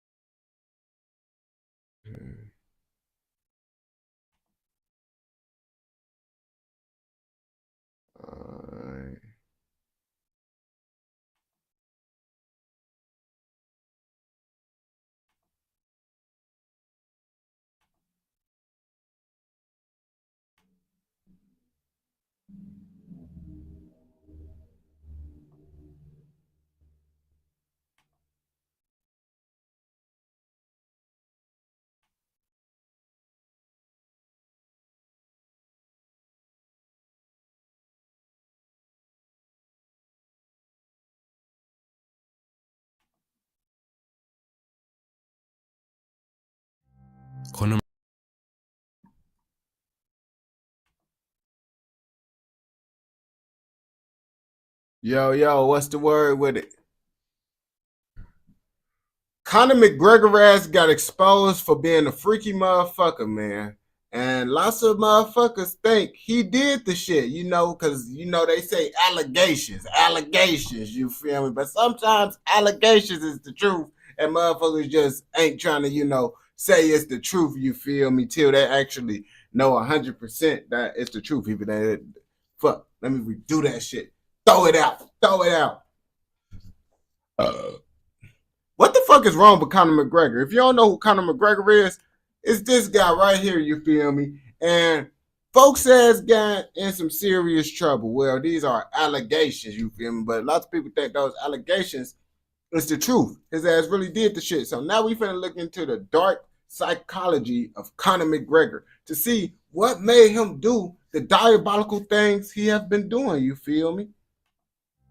Conor McGregor, a name that once symbolized the pinnacle of MMA greatness. In a span of just 2 years, this young man has crazy. Gone from relative unknown to superstardom around the world. From a struggling plumber in Dublin to the global face of the UFC, his journey is the stuff of legends. But behind the swagger and success lies a story far darker. A woman who claimed mixed martial arts fighter Conor McGregor brutally raped her in a Dublin hotel penthouse was awarded over $250,000 on. Well, y'all can't be out here fucking women up, and like y'all be professional athletes, bro. Like y'all will fucking grown men up, bro. Y'all can't do shit to a woman, bro. Come on, bro. Their body can't handle shit like that. On Friday by a civil court jury in Ireland. What drives a man to conquer the world and then seemingly destroy everything he's built? I'm gutted that someone I looked up to would act in such a cunty way. Punching a little old man like that, I'm like, fuck me, man. What the fuck are you on, mate? I think like these people have to go jail, bro. They have to go jail. To understand Conor McGregor, we need to go way beyond the highlight reels and the headlines. His story is one of ambition and ego, of glory and self-destruction. Today we'll explore the psychology that fueled his meteoric rise and the traits that led to his equally dramatic fall. He's going to jail. He's going to jail. This is the dark psychology of Conor McGregor. Damn, it's crazy. All the motherfuckers that be superstars is getting exposed now, man. Like, what the fuck is going on? It's like everybody got some dark shit going on now. Everybody got some skeletons in the closet, bro. All them famous motherfuckers be having skeletons in the closet, bro, and it's just coming to light now. I don't know who to trust no more.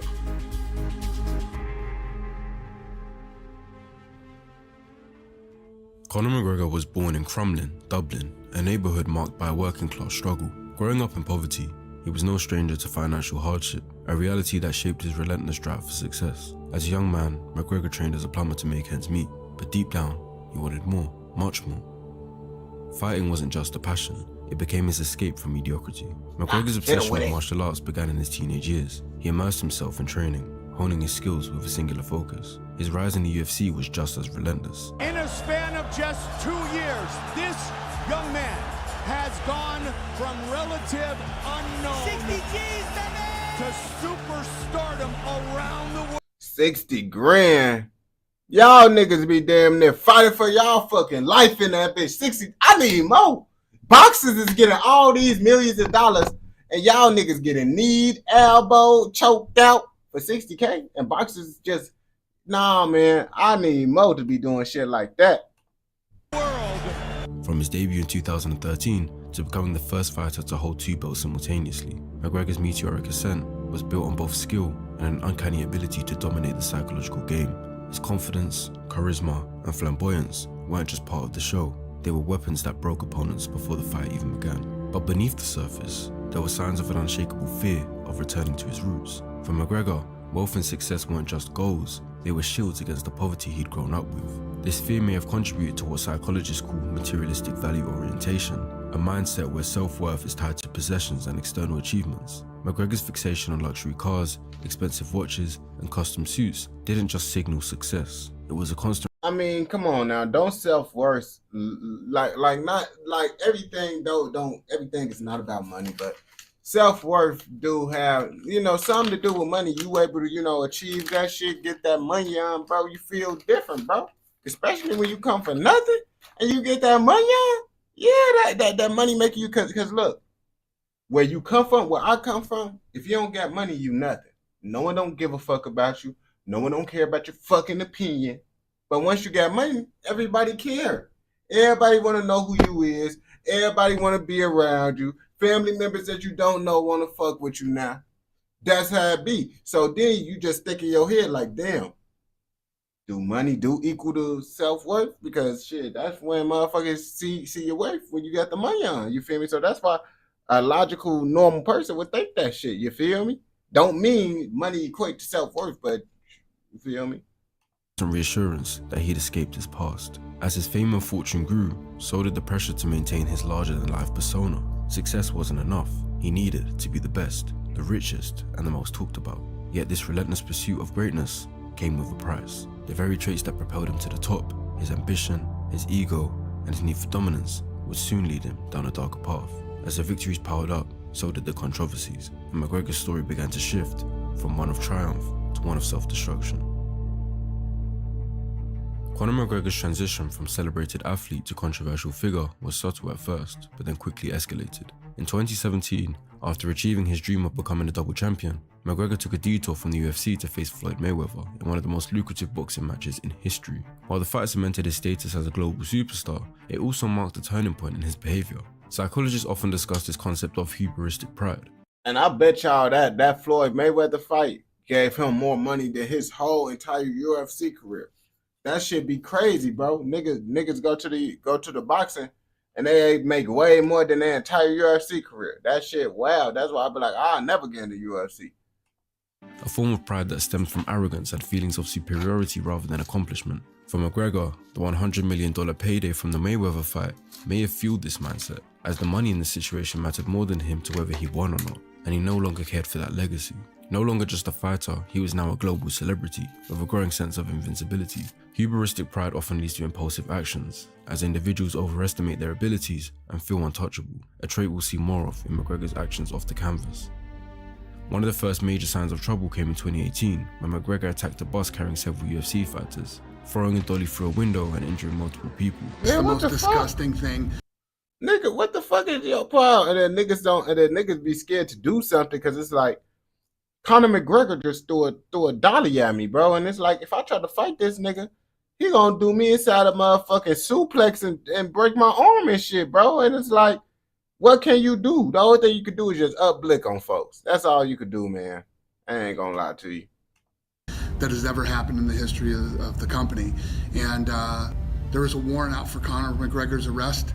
The incident, which stemmed with a feud with rival UFC fighter Khabib, showcased the darker side of McGregor: impulsivity and aggression. In psychological terms, this behavior aligns with what is known as disinhibition, a lack of restraint that leads to reckless actions. Disinhibition is often exacerbated by fame and fortune, as individuals lose touch with the consequences of their actions. This wasn't just a moment of bad judgment, it was a window into a deeper issue.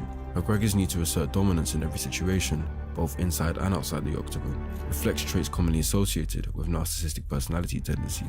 According to the DSM-5, narcissistic tendencies can include a need for excessive admiration, a sense of entitlement, and a lack of empathy. While McGregor's confidence and charisma had once been his greatest assets, they were now fueling a pattern of destructive behavior. The aftermath of the bus attack was telling. While McGregor faced legal consequences, including fines and community service. Yeah, there should be like a good and bad, because like you need that mindset to be successful, gang. You need the type of mindset to be like, you feel me? Arrogance, bro. You don't need to have arrogance, but you gotta have confidence. You gotta believe you that guy, you that dude, and all that shit. But that shit can lead you into a path of you thinking like you untouchable and shit. And that's where the problems go. But like I said, it's damn near with everybody, bro. It's not even with the famous motherfuckers. Motherfuckers that get a lot of money, lawyers, all that shit, they feel untouchable. They get that shit, you feel me?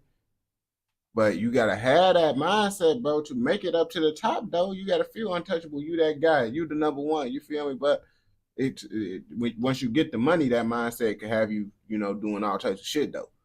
The incident only seemed to add to his infamy. To his fans, he was the notorious, living up to his moniker. But to those looking closer, it was clear that the cracks in his psyche were widening. Success had shielded him from accountability for years, and now that lack of accountability was beginning to manifest in dangerous ways. The bus attack wasn't an isolated incident, but the start of a downward spiral. McGregor's actions were no longer just controversial, they were criminal. And as we'll see, this pattern of behaviour would continue to escalate, leaving many to wonder, was this the real Conor McGregor, or had the fame and fortune transformed him into someone unrecognisable? Crashing out.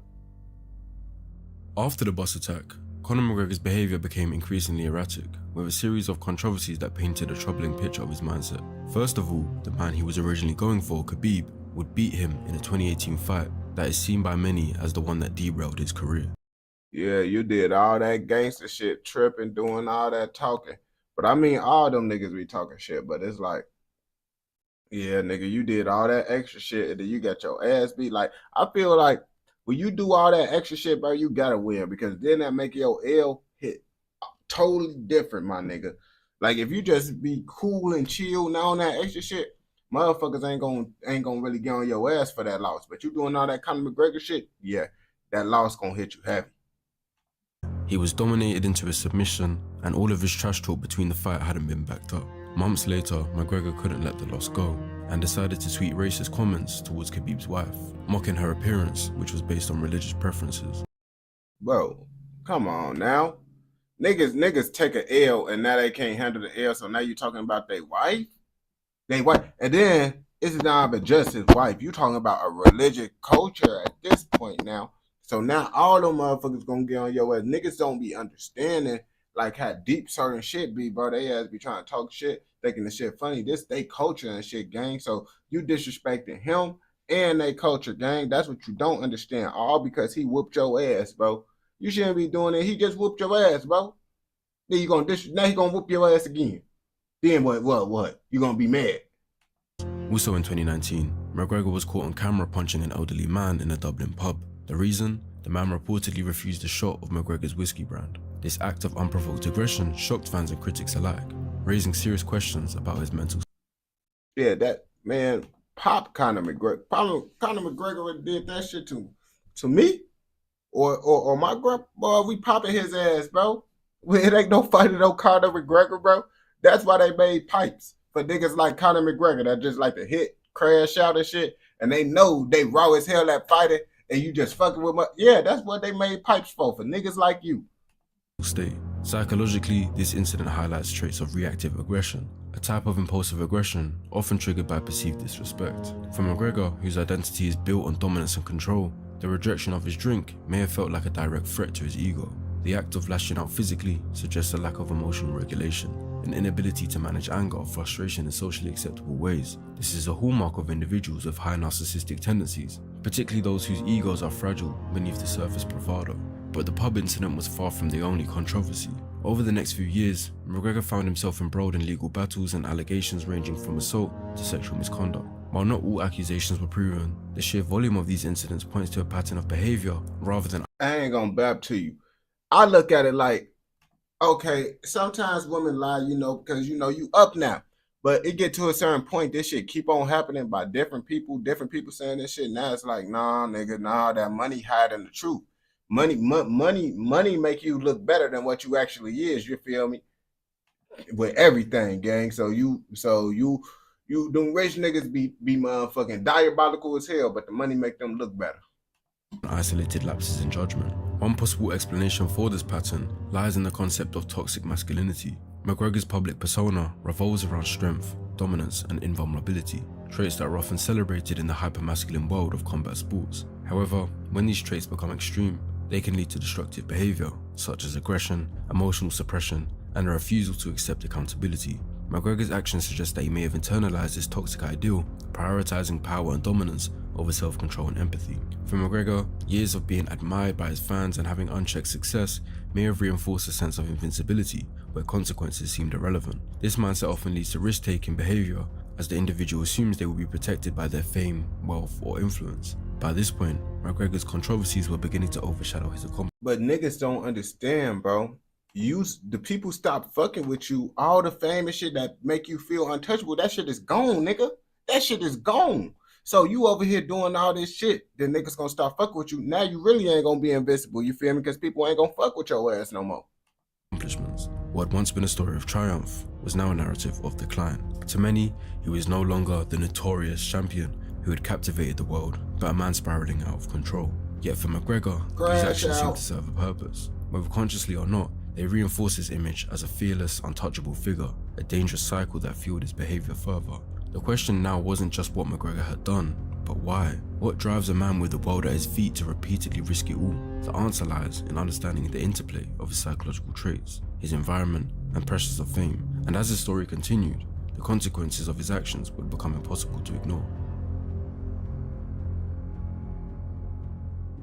As Conor McGregor's controversies piled up, the consequences began to catch up with him, both personally and professionally. His 2021 altercation with Machine Gun Kelly, accusations of assault, and a widely publicized rivalry with Khabib painted a picture of a man grappling with inner turmoil. While McGregor's charisma and fighting spirit kept him in the public eye, his actions increasingly alienated fans, sponsors, and even fellow fighters. Psychologists often refer to ego depletion to describe the state where one's ability to self-regulate diminishes over time. For McGregor, the pressures of fame, combined with a lack of accountability, may have led to this depletion. Success gave him wealth and power, but it also stripped away the boundaries that may have kept him grounded. With fewer limits, his impulsive tendencies spiraled into reckless actions. McGregor's addiction to dominance and control is another psychological layer worth examining. In behavioral psychology, the concept of dominance behavior explains how individuals assert control to maintain their status in a hierarchy. For McGregor, maintaining his image as the notorious meant constantly proving his superiority, whether through fighting, flaunting wealth, or engaging in public conflicts.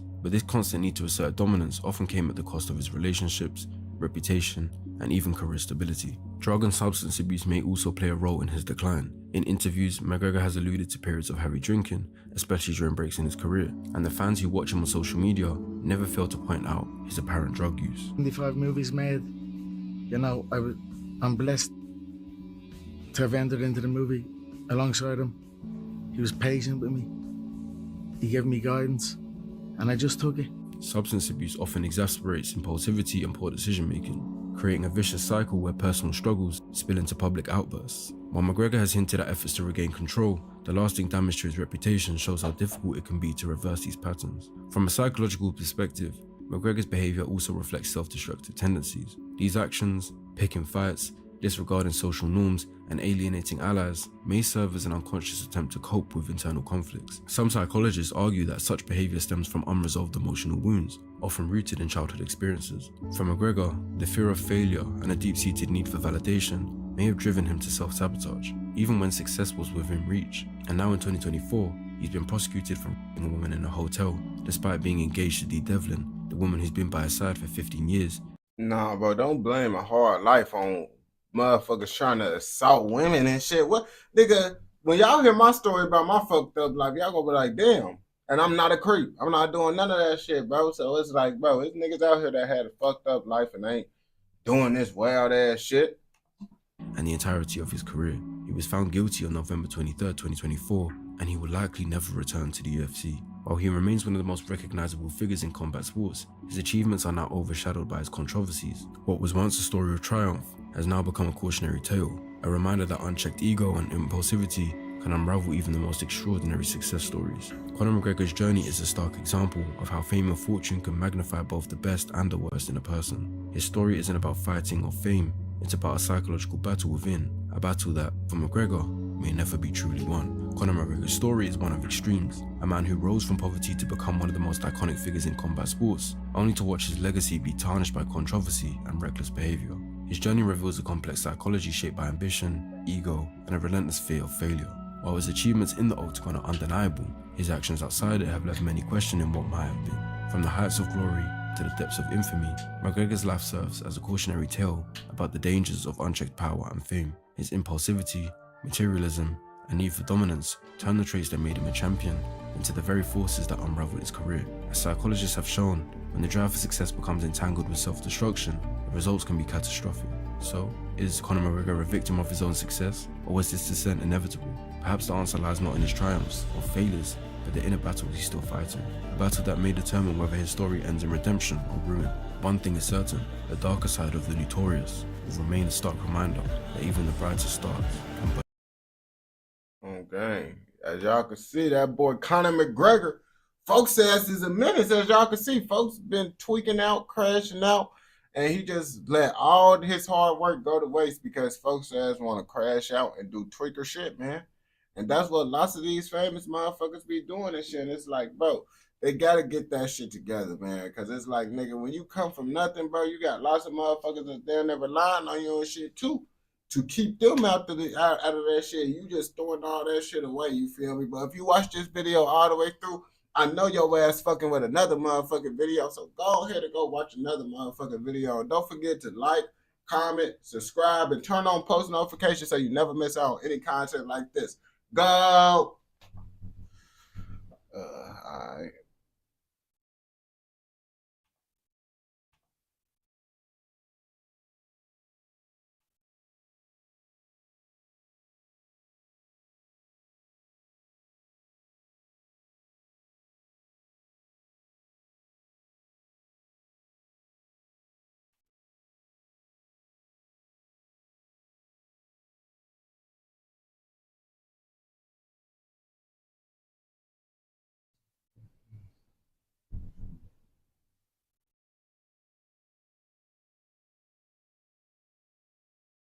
Yo, what's the word? Oh yeah, oh that Detroit with the one with the Lil Key.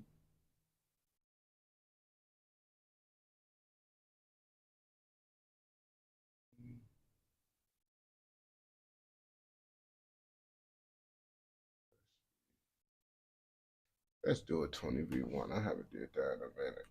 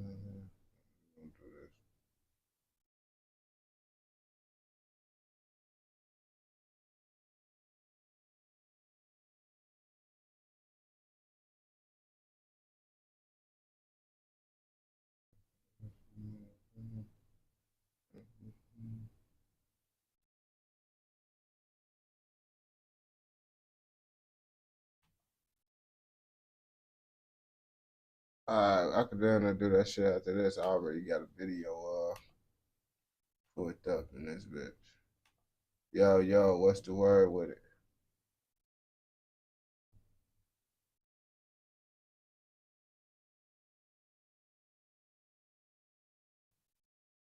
All right, we doing 20 women versus OMB Peasy. If y'all don't know, I don't even know where he from. I ain't finna get to lie to you and shit, man. But let's see how the fuck they come in this 20v1. They got some bad bitches up in this shit. In today's video, man, we got 20 women versus my name OMB Peasy. I don't care about no fame. I want more fucking paper. I want more fucking money. I want houses on some acres. All right, man. So look, how you feeling today? I'm a little ran down, man. I need a back rub, head rub, a little massage and shit, but I'll be alright. Type shit, that's cool, cause we got 20 females, and you know, you can leave with however many you want to leave with you. Type shit. Cool? Yeah. Type. So basically, what's your type, bro? Nah, I love women. Where you from? I'm from Alabama. I'm from Mobile. Yeah. So look, y'all like the video. How many likes we need? We need a lot of them. Overkill that bitch. 200K likes on this video, man. 200K likes on my boy Peasy, he finna go crazy, and we finna get straight into it. I just got a little laptop. Fat, bro. What's going on, bro? 78 people today have got their 750. I'm trying to tell. I'm telling you, bro. It's the all you have to cash out. Survey, bro. It's always time and look. Follow James description, bro. We gonna say Yelka. Alright. No to the females based off first impression. Cool? First impression, like on the walk up? On the walk up. I bet. All right, so introducing the first lady. Nope.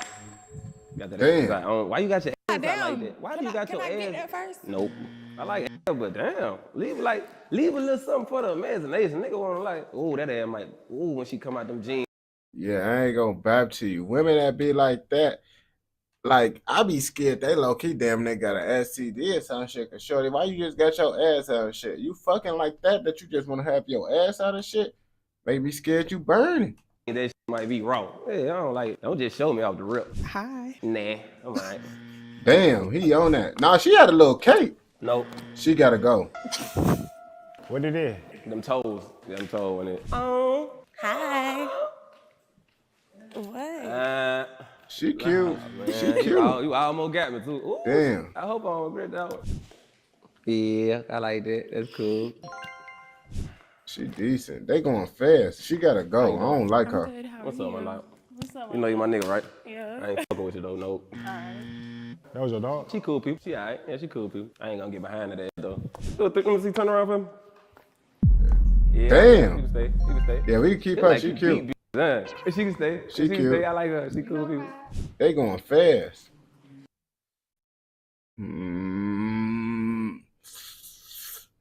It's like shorty, she cute, but I don't fuck with like, you feel me? I don't like those nose piercings, man.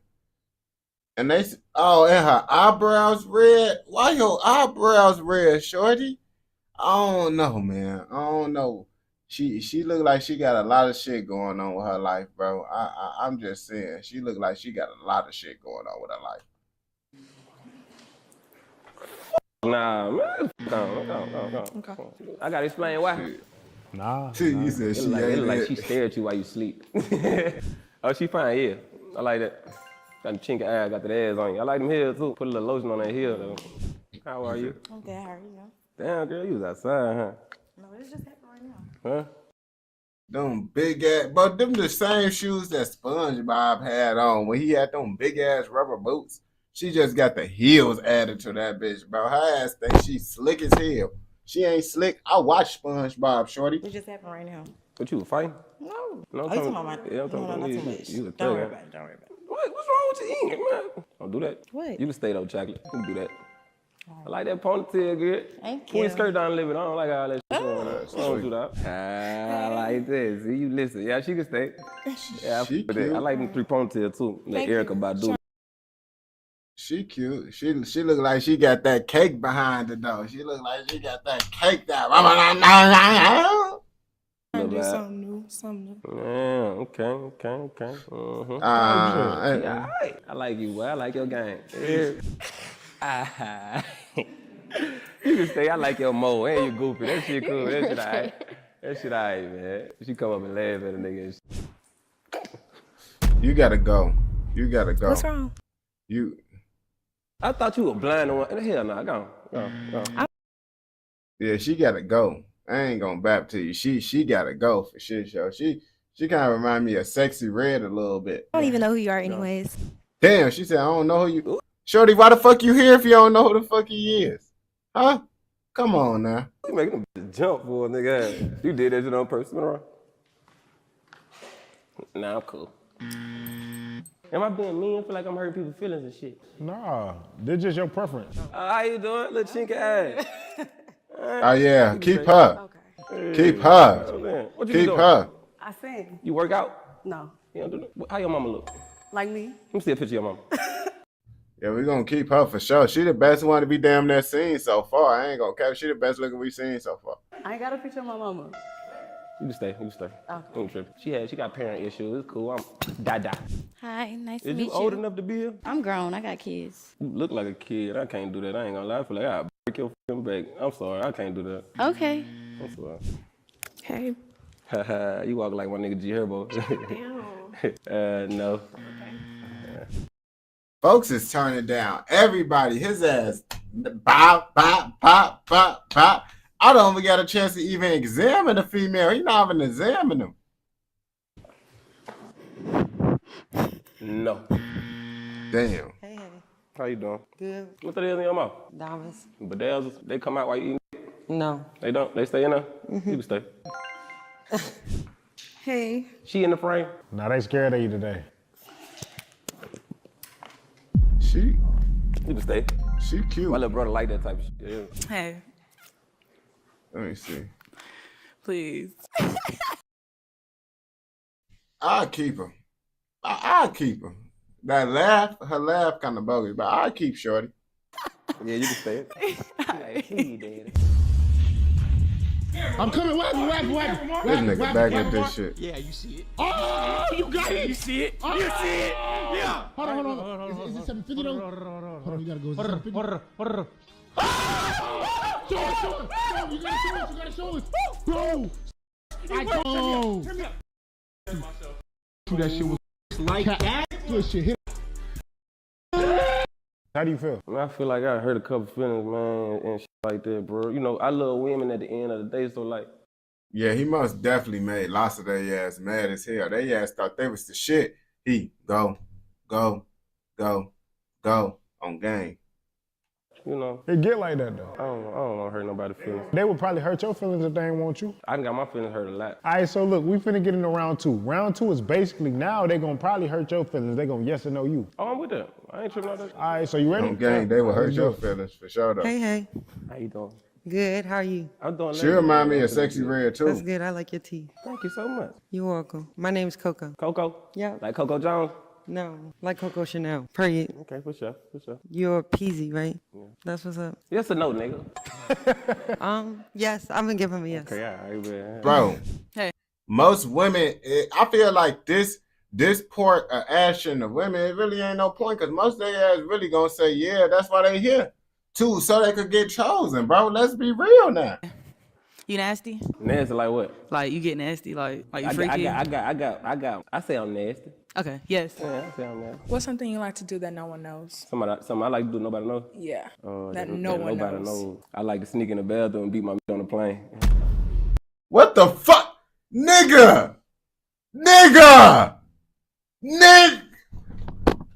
You like to whack. This nigga be gooning on the plane. This nigga said, bro, you should have kept that to yourself, bro. I ain't gonna bap to you, bro. You shouldn't have said this shit in the 20v1, bro. Niggas they looking at you differently now, bro, once they found this shit out, bro. This nigga is tripping. He's tripping. Whoa, that sounds familiar. Fantasizing, or you got some on your phone? Oh, she cute though. What? Delta Wi-Fi? No, you gotta fantasize it. I guess I was wrong. They is denying it, but you see, I told his ass he should have. Look at him. He looking like, damn, I should have said that shit. He know he fucked, bro. Look at his face, gang. He like, damn, I really wanted her too. I really fucking wanted her. I shouldn't have said that. You tweet. He know he fucked up, my nigga. Don't do no dumb ass. You live and you learn. That's all we can say. This is a learning experience for folks. Everything you want. My mind ain't that strong. Is that a yes or no? No. She said no because I don't fantasize about what the fuck. What's your sign? He mad. I'm Aquarius. Ooh, that's why you crazy. That's why you crazy. Look at my bae. We might match. I'm an Aries. Look at my bae. She like Aquarius or something. I'm an Aquarius, so she must. Oh yeah, you crazy as a motherfucker too. Okay, that's why I said we might match. We might match. Okay. We gonna be fighting everybody at the club. We gonna be beating ass at the club. Oh, geez. You fight that shit. I can't. This nigga hell. I'm gonna say yeah. I'm gonna say yeah. Oh, I said my little brother like you on game. He loves shit like that. Oh, okay. You say you from Alabama? Yeah. I'm from Mobile. Mobile? Okay. No, I was just saying because I like me a Southern man. Y'all know what Where to you do. from? Take care. I got people in Mississippi, but I'm from Indiana though.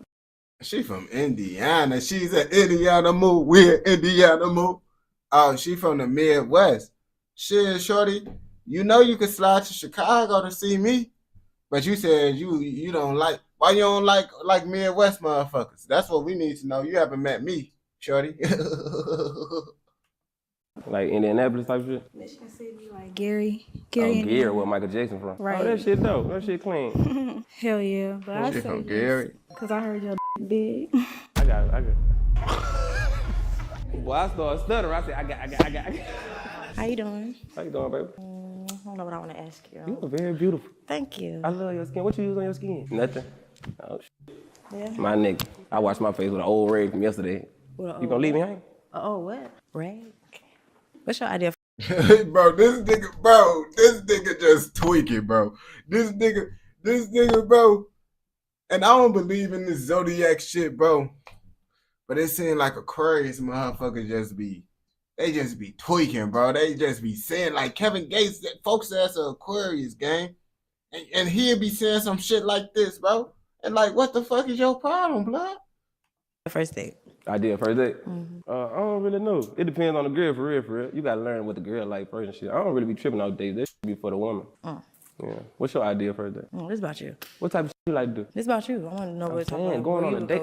I have fun watching Netflix, eating some motherfucking food. She can cook us up. Girls like going to dinner. I'm not trying to do no date, shorty. Come over to my house. We could listen to some Young Boy. Okay. Then you could tell me about how the fuck you hate your job and all this shit, bro. Like, okay, I already know how I be, bro. Man, this shit wanna tweak a shit. I gotta upgrade my FPS, bro. Well, change it. So I go dinner, picnic, hiking and shit. I ain't no hiking nigga, but I do it for a girl I like though. That's my ideal first date, whatever she like to do. All right, it's gonna be enough for me though. All right, bye. Bye. What's up? I don't got no question. Right. I'm not gonna play with you. We not okay. Let me rephrase. I'm gonna say no. I'm gonna see. I like you though. I ain't gonna lie, you cool. Female said no. What I want to ask you? You eat ass? No, you know. What's not wrong with that? The one that pink, not the one that stink. I'm gonna say no because you're from my city. What's up with all these Mobile? What part of Mobile you from? Tomerville. Yeah, damn. You see, I ain't gonna cap to you. Lots of them heard folks ass talking about he be whacking off on the plane. I'm trying to tell you.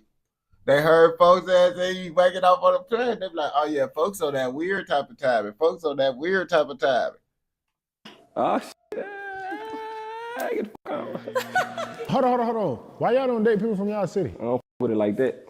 Yeah. Y'all like, so y'all don't with each other like? She cool. Y'all don't trust each other? Yeah, fuck no. I don't fuck with it like that. She cool though. You fine as a motherfucker too, but hey. Thank you. Y'all just lead it. Y'all just date like in other states type shit?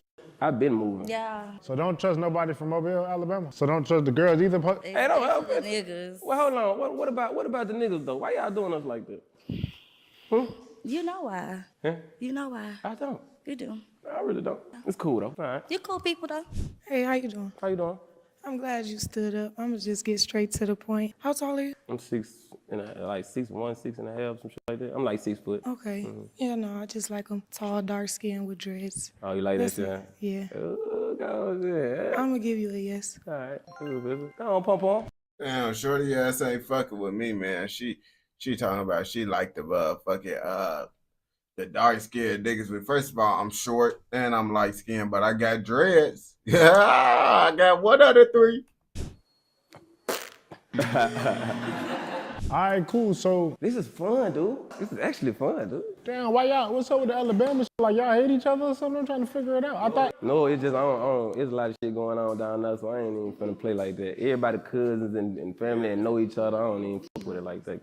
All right, so look, we finna get in round 3, right? I'm finna let you ask the remaining girls one question. You got your phone on you? Yeah. All right, so Peas, you got the questions. You basically could ask these ladies whatever's on that list, as many questions as you want. Yeah, that sounds about right to me. I like these questions on here. And if you have your own question that you want to ask, you could add it to the list. You know what I'm saying? Or don't add it to the list, because I don't want to take your question. Just say it. All right, let's do it. You gay? No. All right, get the phone. He said, get the fuck Oh, how you feel about sex on the first date, like when you meet somebody? No. Fuck on. Bro, she looked like the type that would say that shit. I swear, bro, she looked like the type that would say some shit like that, man. I ain't gonna cap 20v1. That shit would be crazy, man. What about I don't know if I'm built for it. Trash. I don't feel like I got scammed. But why can't you just accept that the is good though? If I like you and we have chemistry and do then you the trust chemistry don't match in the I'm gonna cheat on you. What you mean you gonna cheat? So I need to test drive that Bentley before I got about it. I'm gonna keep it out. The first time?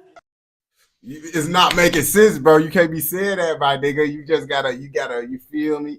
Like, you talking about relationship, dude. You talking about first date, bro. What the fuck, bro? Nigga, like you tweaking.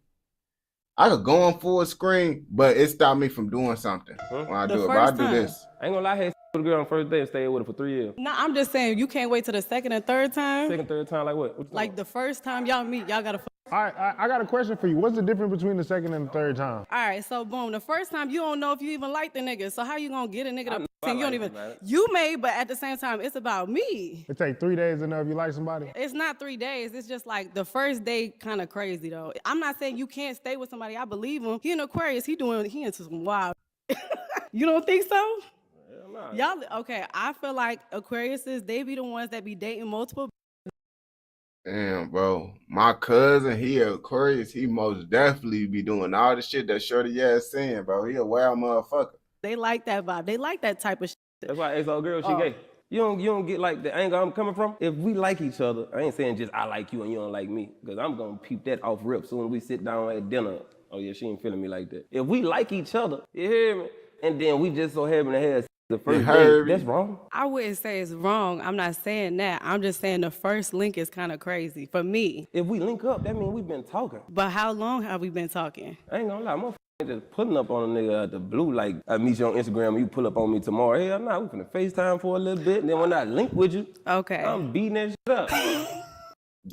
That's how it go. Like, what the fuck they thinking? They thinking niggas just out here just, oh yeah, I'm finna just text her. Oh yeah, I'm finna pull up on Shorty soon. No. First of all, I'm not finna just text a girl and take her on a date. What the fuck? What type of cornball? Text her. Yeah, I'm finna take you on a date. No, what the fuck? I'm finna talk to you, chop it up with you. Then once we figure this shit out, then we could kind of talk about that little date shit.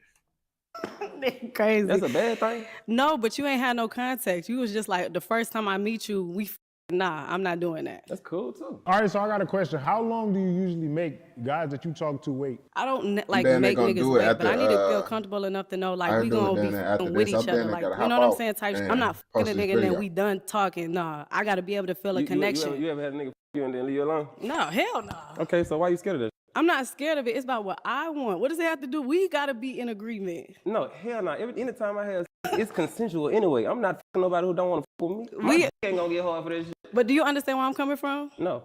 All right. So. No, you good though. Okay. What's up? What's that next? All right. I got questions and shit. Yeah. What's your favorite position? Oh God, I don't know. I like a lot of them. So I don't know. She freaky as hell. Like I don't have like a favorite. Behind your head?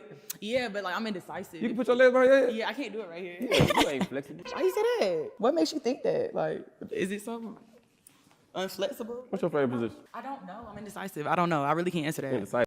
She freaky, man. When she don't know her favorite position, that means she do all the positions. She do all the positions, man. We need to keep her. We need to keep her on game. So you like a nigga tossing you around the bed, like, do this. That one. Okay. You want a nigga to run the show.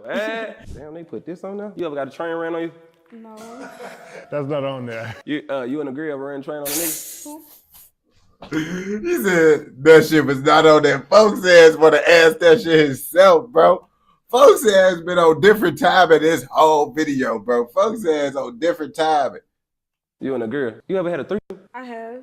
Yeah? Yeah. You had fun? Yeah. I mean, it was different. It was different? It was your first time? It was different. You only had one? Most of them been like... Most of them? Like, say like, I had like 2 of them. Yeah, I'm going to get back on live. You had 2 of them? Yeah, you and a nigga was boyfriend and girlfriend? No, like I was fucking with this girl. You fucking with a girl, and she was fucking with a nigga, but he was like fucking her and she was like... Eating that. Yeah. Okay, so did y'all switch? No, because I ain't like him. Are you what's the word? When you know something, I'm talking about, do you know threesome etiquette? Like sharing? All right, let me give y'all a little briefing, because damn, everybody looking like, huh? First off, you and the girl was together. We was friends. Yeah, I was friends. Yeah. He fucked y'all with the same condom? No, I didn't fuck the nigga. She ate my... I always do song reactions because they copyright niggas. Oh, the other he ain't fuck me. He her. She you don't give a fuck. You be fucking a bitch. No, it's no problem. Like the other thing I had was like. Oh, okay. She just, if she ain't fucking with the nigga, she doing it for the female type shit. But she most definitely fuck with a nigga. Okay. We keeping her. Take her to the back. But I think she lying, bro. Husband and a wife. Oh. Yeah. You kinky. You can stay. This type of girl who play like that, then you get in the room with another girl and shit, she just be waiting and playing and shit. Yeah. Scared. Pom. What's that? Hey, how you doing? What you on? Papa. My bad. Yeah. What's the most toxic thing you ever did? Because she look like a crazy motherfucker. Toxic? Crazy. Nigga made you mad, so you did this. I can't say I did too much toxic shit. Maybe broke a phone. That's was about it. Do you go through phones? I used to. Do you spoil your nigga? Yes. You ever fought a girl over a nigga? Yes. God damn, hold on. Let's dig into that. All right, so what you fight over? What the nigga do? What the she said yes to everything. So you beat the bitch up? Yes. She was with the baby? No. You waited till she dropped the baby off, then what? Yes. Who had the baby? My ex-boyfriend. He wasn't mad that you beat his baby mama? No. She just had the baby? You can stay. Something like that. You can stay. She We cool. good? Yeah, you good. She wild with it. I don't know, man. How would y'all feel about y'all girlfriend whooping y'all baby mama ass? You feel me? Like that shit crazy, man. It depends on what type of artist. If it's like, you know, like no one don't know about them, then I ain't gonna get copyrighted. But they know them just a little bit. Last time they copyrighted. All right, so PZ, look, this is the final round. You just asked the girls a question, right? So the last round, you're gonna speed date the remaining ladies for a minute. Cool? Sound about right to me. Let's do it. We got 4 ladies left. That's cool. That's the perfect number type. We usually do like up to 5 speed dates. Damn, he don't got a lot of women. Ladies, y'all ready? Y'all gonna speed date him. Y'all basically gonna conversate for a minute. You going first type shit. The mic is yours. Ready? Y'all ready? All right. I'm finna start the timer. The timer has started. All right. How old are you? 26. How old are you? 22. 22. Oh, yeah, little nigga. I'm sorry. Where you say you from again? Atlanta. What, you like Puerto Rican or something? No. Huh? No. What you with? I'm black, white, Italian, and Indian. I knew you was something. You drew them on? Yeah. You drew them on? See, I had a shoot earlier, and then like I got a bruise on the head. You said you drew them on? Yeah. So. No, I got into 2 fights the other day. I'm okay though. You got Yeah. 2 fights? Yeah, I'm okay. In one day? Yeah, I'm okay. Same. Huh? Yeah. That hoe looking for you. Something like that. Shorty ass out here fighting. Look, he like that shit. He like that type of shit. I want to keep her too, cause she freaky, bro. We keep her up. Wherever you be, you better watch. You better look both ways. No, I went to her house. Yeah, But keep going. You said you went to her? Yeah. What else? What else we gonna talk about? What's your favorite food? My favorite food. I like island food. Island food. Me too. I like jerk chicken and oxtail. Yeah, and me shit too. Like that, yeah. That's like my favorite. Oh, It's, rice yeah. and shit. Facts. That's good. Yeah. Facts. Okay. You got a forehead on you. Don't I? That's yeah. I'm sorry. Like I ain't saying nothing wrong with it. you don't have one. I'm sorry. I know. Yeah. Like you don't have one. I got one. That's boring, man. Yeah. You ain't got. Okay. Cool. What's up, short? What's up? What you on? What am I on? What the man right there? Oh, this is the Marathon Clothing Nipsey Like Hussle. Nipsey Hussle? Yeah. Oh, you a gangster. Where you from again? New Mexico. New Mexico. I just Yeah. had a show out there. Y'all got For a lot real? of little Mexicans. Fine ass Mexicans out there. For real? Yeah. What you Okay. is? Black, Spanish, and Indian. You Spanish. I know. Nah, Indian. she bad for sure. We Yeah. need You her. the real that thing? Not Indian, like I'm Native American Indian. Not. Oh, shit, you get that chick. Oh my God, I can't do it. You ruthless, and you speak hella fast too. You quick with Man, it. we in a speed date. She talking about speed date. I'm trying to She fucking with folks. She You got fucking your- with folks. Yeah, I cut all my hair off. Yeah, I got a little boy. He 8. For real? Yeah. God damn. I had him at 18. He act like you? Yeah, he act just like this. Oh my God. This nigga crazy. For real. Sheesh. Hey, you got kids? I got one. Oh, He about to be 7. about to be 7. Mm-hmm. Damn, you start fucking early. Don't worry about me. You worry about me? Shit. You don't even know how old she is to even know she was fucking early, my nigga. I gotta ask you a You question. got 4 seconds. Say Goddamn. Yo, what's the word with it? Something. Time on. What's up, guys? Hey, how I you feel like we already had a good conversation. We could just keep going where we left off. What about this 3 situation, right? Yeah. I feel like you lying. Why? Cause, bro, you don't know the ins and outs, the details, threesome etiquette. I You do said you know ain't fucking it. details. No, I ain't even gonna the do you like second that. situation, I definitely. It was different. All right, So what you like to eat? You said Jamaican food. yeah, I like Jamaican food. Shit like that. You Jerk like that chicken. goosey and shit like that. Nah, I know. Try a goosey. What's that? A goosey with the fufu. I thought that was African. That's African. African? Yeah, that's African. No, I like more island food. I never tried too much African food like that. Oh, okay. Yeah. You eat dick? Yeah. I'm talking about like eat it, suck it. Eat it. Ooh. Alright, you eat. Freaky motherfucker, man. That's the right questions he asking, though. Those the right questions you need to ask. I ain't go Baptiste. Yeah, I do. But how you ain't eat pussy in that 3? See, I just caught her in a lie. Not in She that a liar. threesome. She was eating my pussy. We had our No, own time. a 3 is about teamwork. No. A 3 is about teamwork. Fucking him. I wasn't fucking him. Oh, you just. I was fucking her. So if she wanted that to be happening, she could fuck him. And she can do what she gonna do. That's what that was about. You is crying, bro. I'm quiet You when shy? I don't. No. Where your friends at? You got some friends here? No. You here by yourself? Yep. Oh, that's why you cry like that, huh? Yeah, I don't know nobody. You get nasty? I do. Real nasty? Real How nasty. nasty? I can't really explain it. I ain't gonna cap. The confidence in when she said, I do, I believe her. Send her over my way so I could make sure she factual with it. Why you eating and pull you back up, spin your mouth and go back, you go back down? Yes. Ooh, she can stay. Yeah. Oh, my bad. We in the speed day, boy. Yeah. She might be that thing. Hold on, it's out of her and that one thing. Right That now. thing. Okay. What type of shit you like to do? I like to eat, dance. You dance? What type of dance? Like, No. oh, you talking about like dance? Like, Yeah. got a little routine with you? No, I don't. That was you up in here? I heard screaming like 5, 6, 7, 8 earlier. No. That wasn't you? That wasn't me. Who you dance for? You ever been like on tour dancing with somebody or some shit like that? No, I just grew up dancing in a group or whatever. Would you do like background dancing or something? I just like to dance and have fun. Would you do background dance? No. So I'm an artist. Like in the Nene type shit, or like you like? You doing the hip rocket shit? Whipping Nene. Some everything. Whatever is trending type shit. Yeah. Trending, yeah. Would you dance to people's songs and shit? I just dance in Like general. promo? No. Yeah, I just dance. Damn, girl, what's up with your conversation? What you mean? You asked me the same question You about supposed to come dancing. back with it. I was supposed to come back with it. You say you're 26, right? Mhm. Yeah, I'm a- 26 a as Aquarius. well. What you is? I'm a Virgo. Oh, my baby mama Virgo. Y'all cool people. Y'all loving. Yeah. Okay, y'all very loving. Very. You got a kind heart. We do. But y'all crazy as a motherfucker too at the same time. Something like that. Yeah. All right. I was over a minute. I'll let y'all talk Yeah, about it. So, ladies. All right, y'all. So, this is basically the last final selection. So, PZ, how you feeling? You got to eliminate one girl that you feel I like. gotta eliminate one right now. One girl. Right now? Right now. Damn, that shit crazy. Damn. I feel like folk, he made the right decision. I would have got rid of her too, out of all of them. The ones that I will keep, all three of them, I ain't want to bap to you, but if I only could choose one, I'm keeping her. She said she swallowed it. Yeah. All right, cool. So, we're down to 3. How you feeling? Like, you got to eliminate one more. I fuck with you. Damn, she said she give photo like a presser, thug. Damn, why you doing this to me? We made a final selection. How you feeling? I'm nervous, my nerve bad, man. Come on, let's do it. F it. Both of y'all got the little chinky eye. Her smile a little bit kind of like better. Both of y'all turn around, please. I'm keeping the little petite one. Fat, that smooth look, that skin look smooth. Can I call for help? Hey, Kush, what Kush is? Hey, come help me, thug. Come on, man. They're my white boy. Yeah, real nigga. If you had a goddamn Pete, which 2 years? I mean, which one you take out these two? You going with them right here? Which one you want? I'm going with her. I'll take you. Let's do it, both of them. I bet both of them on. Oh yeah, I can get both. You see how many I want it? Wait. I think he was saying that you would go with her. I go with her, and you take her? Yeah. Oh, I'm with that. Come on, let's do it. All right, we gone. I don't know. Hey, the face of the other one, look at she. I don't think the other girl, she fucking with that move. You feel me? Fuck it. My boy got his partner in match. You know what I'm saying? Appreciate you for coming, Oh bro. no, I thought I was supposed to go get my ticket right now. Nah, yeah, you are. Oh yeah. Go ahead, hit up. Hey,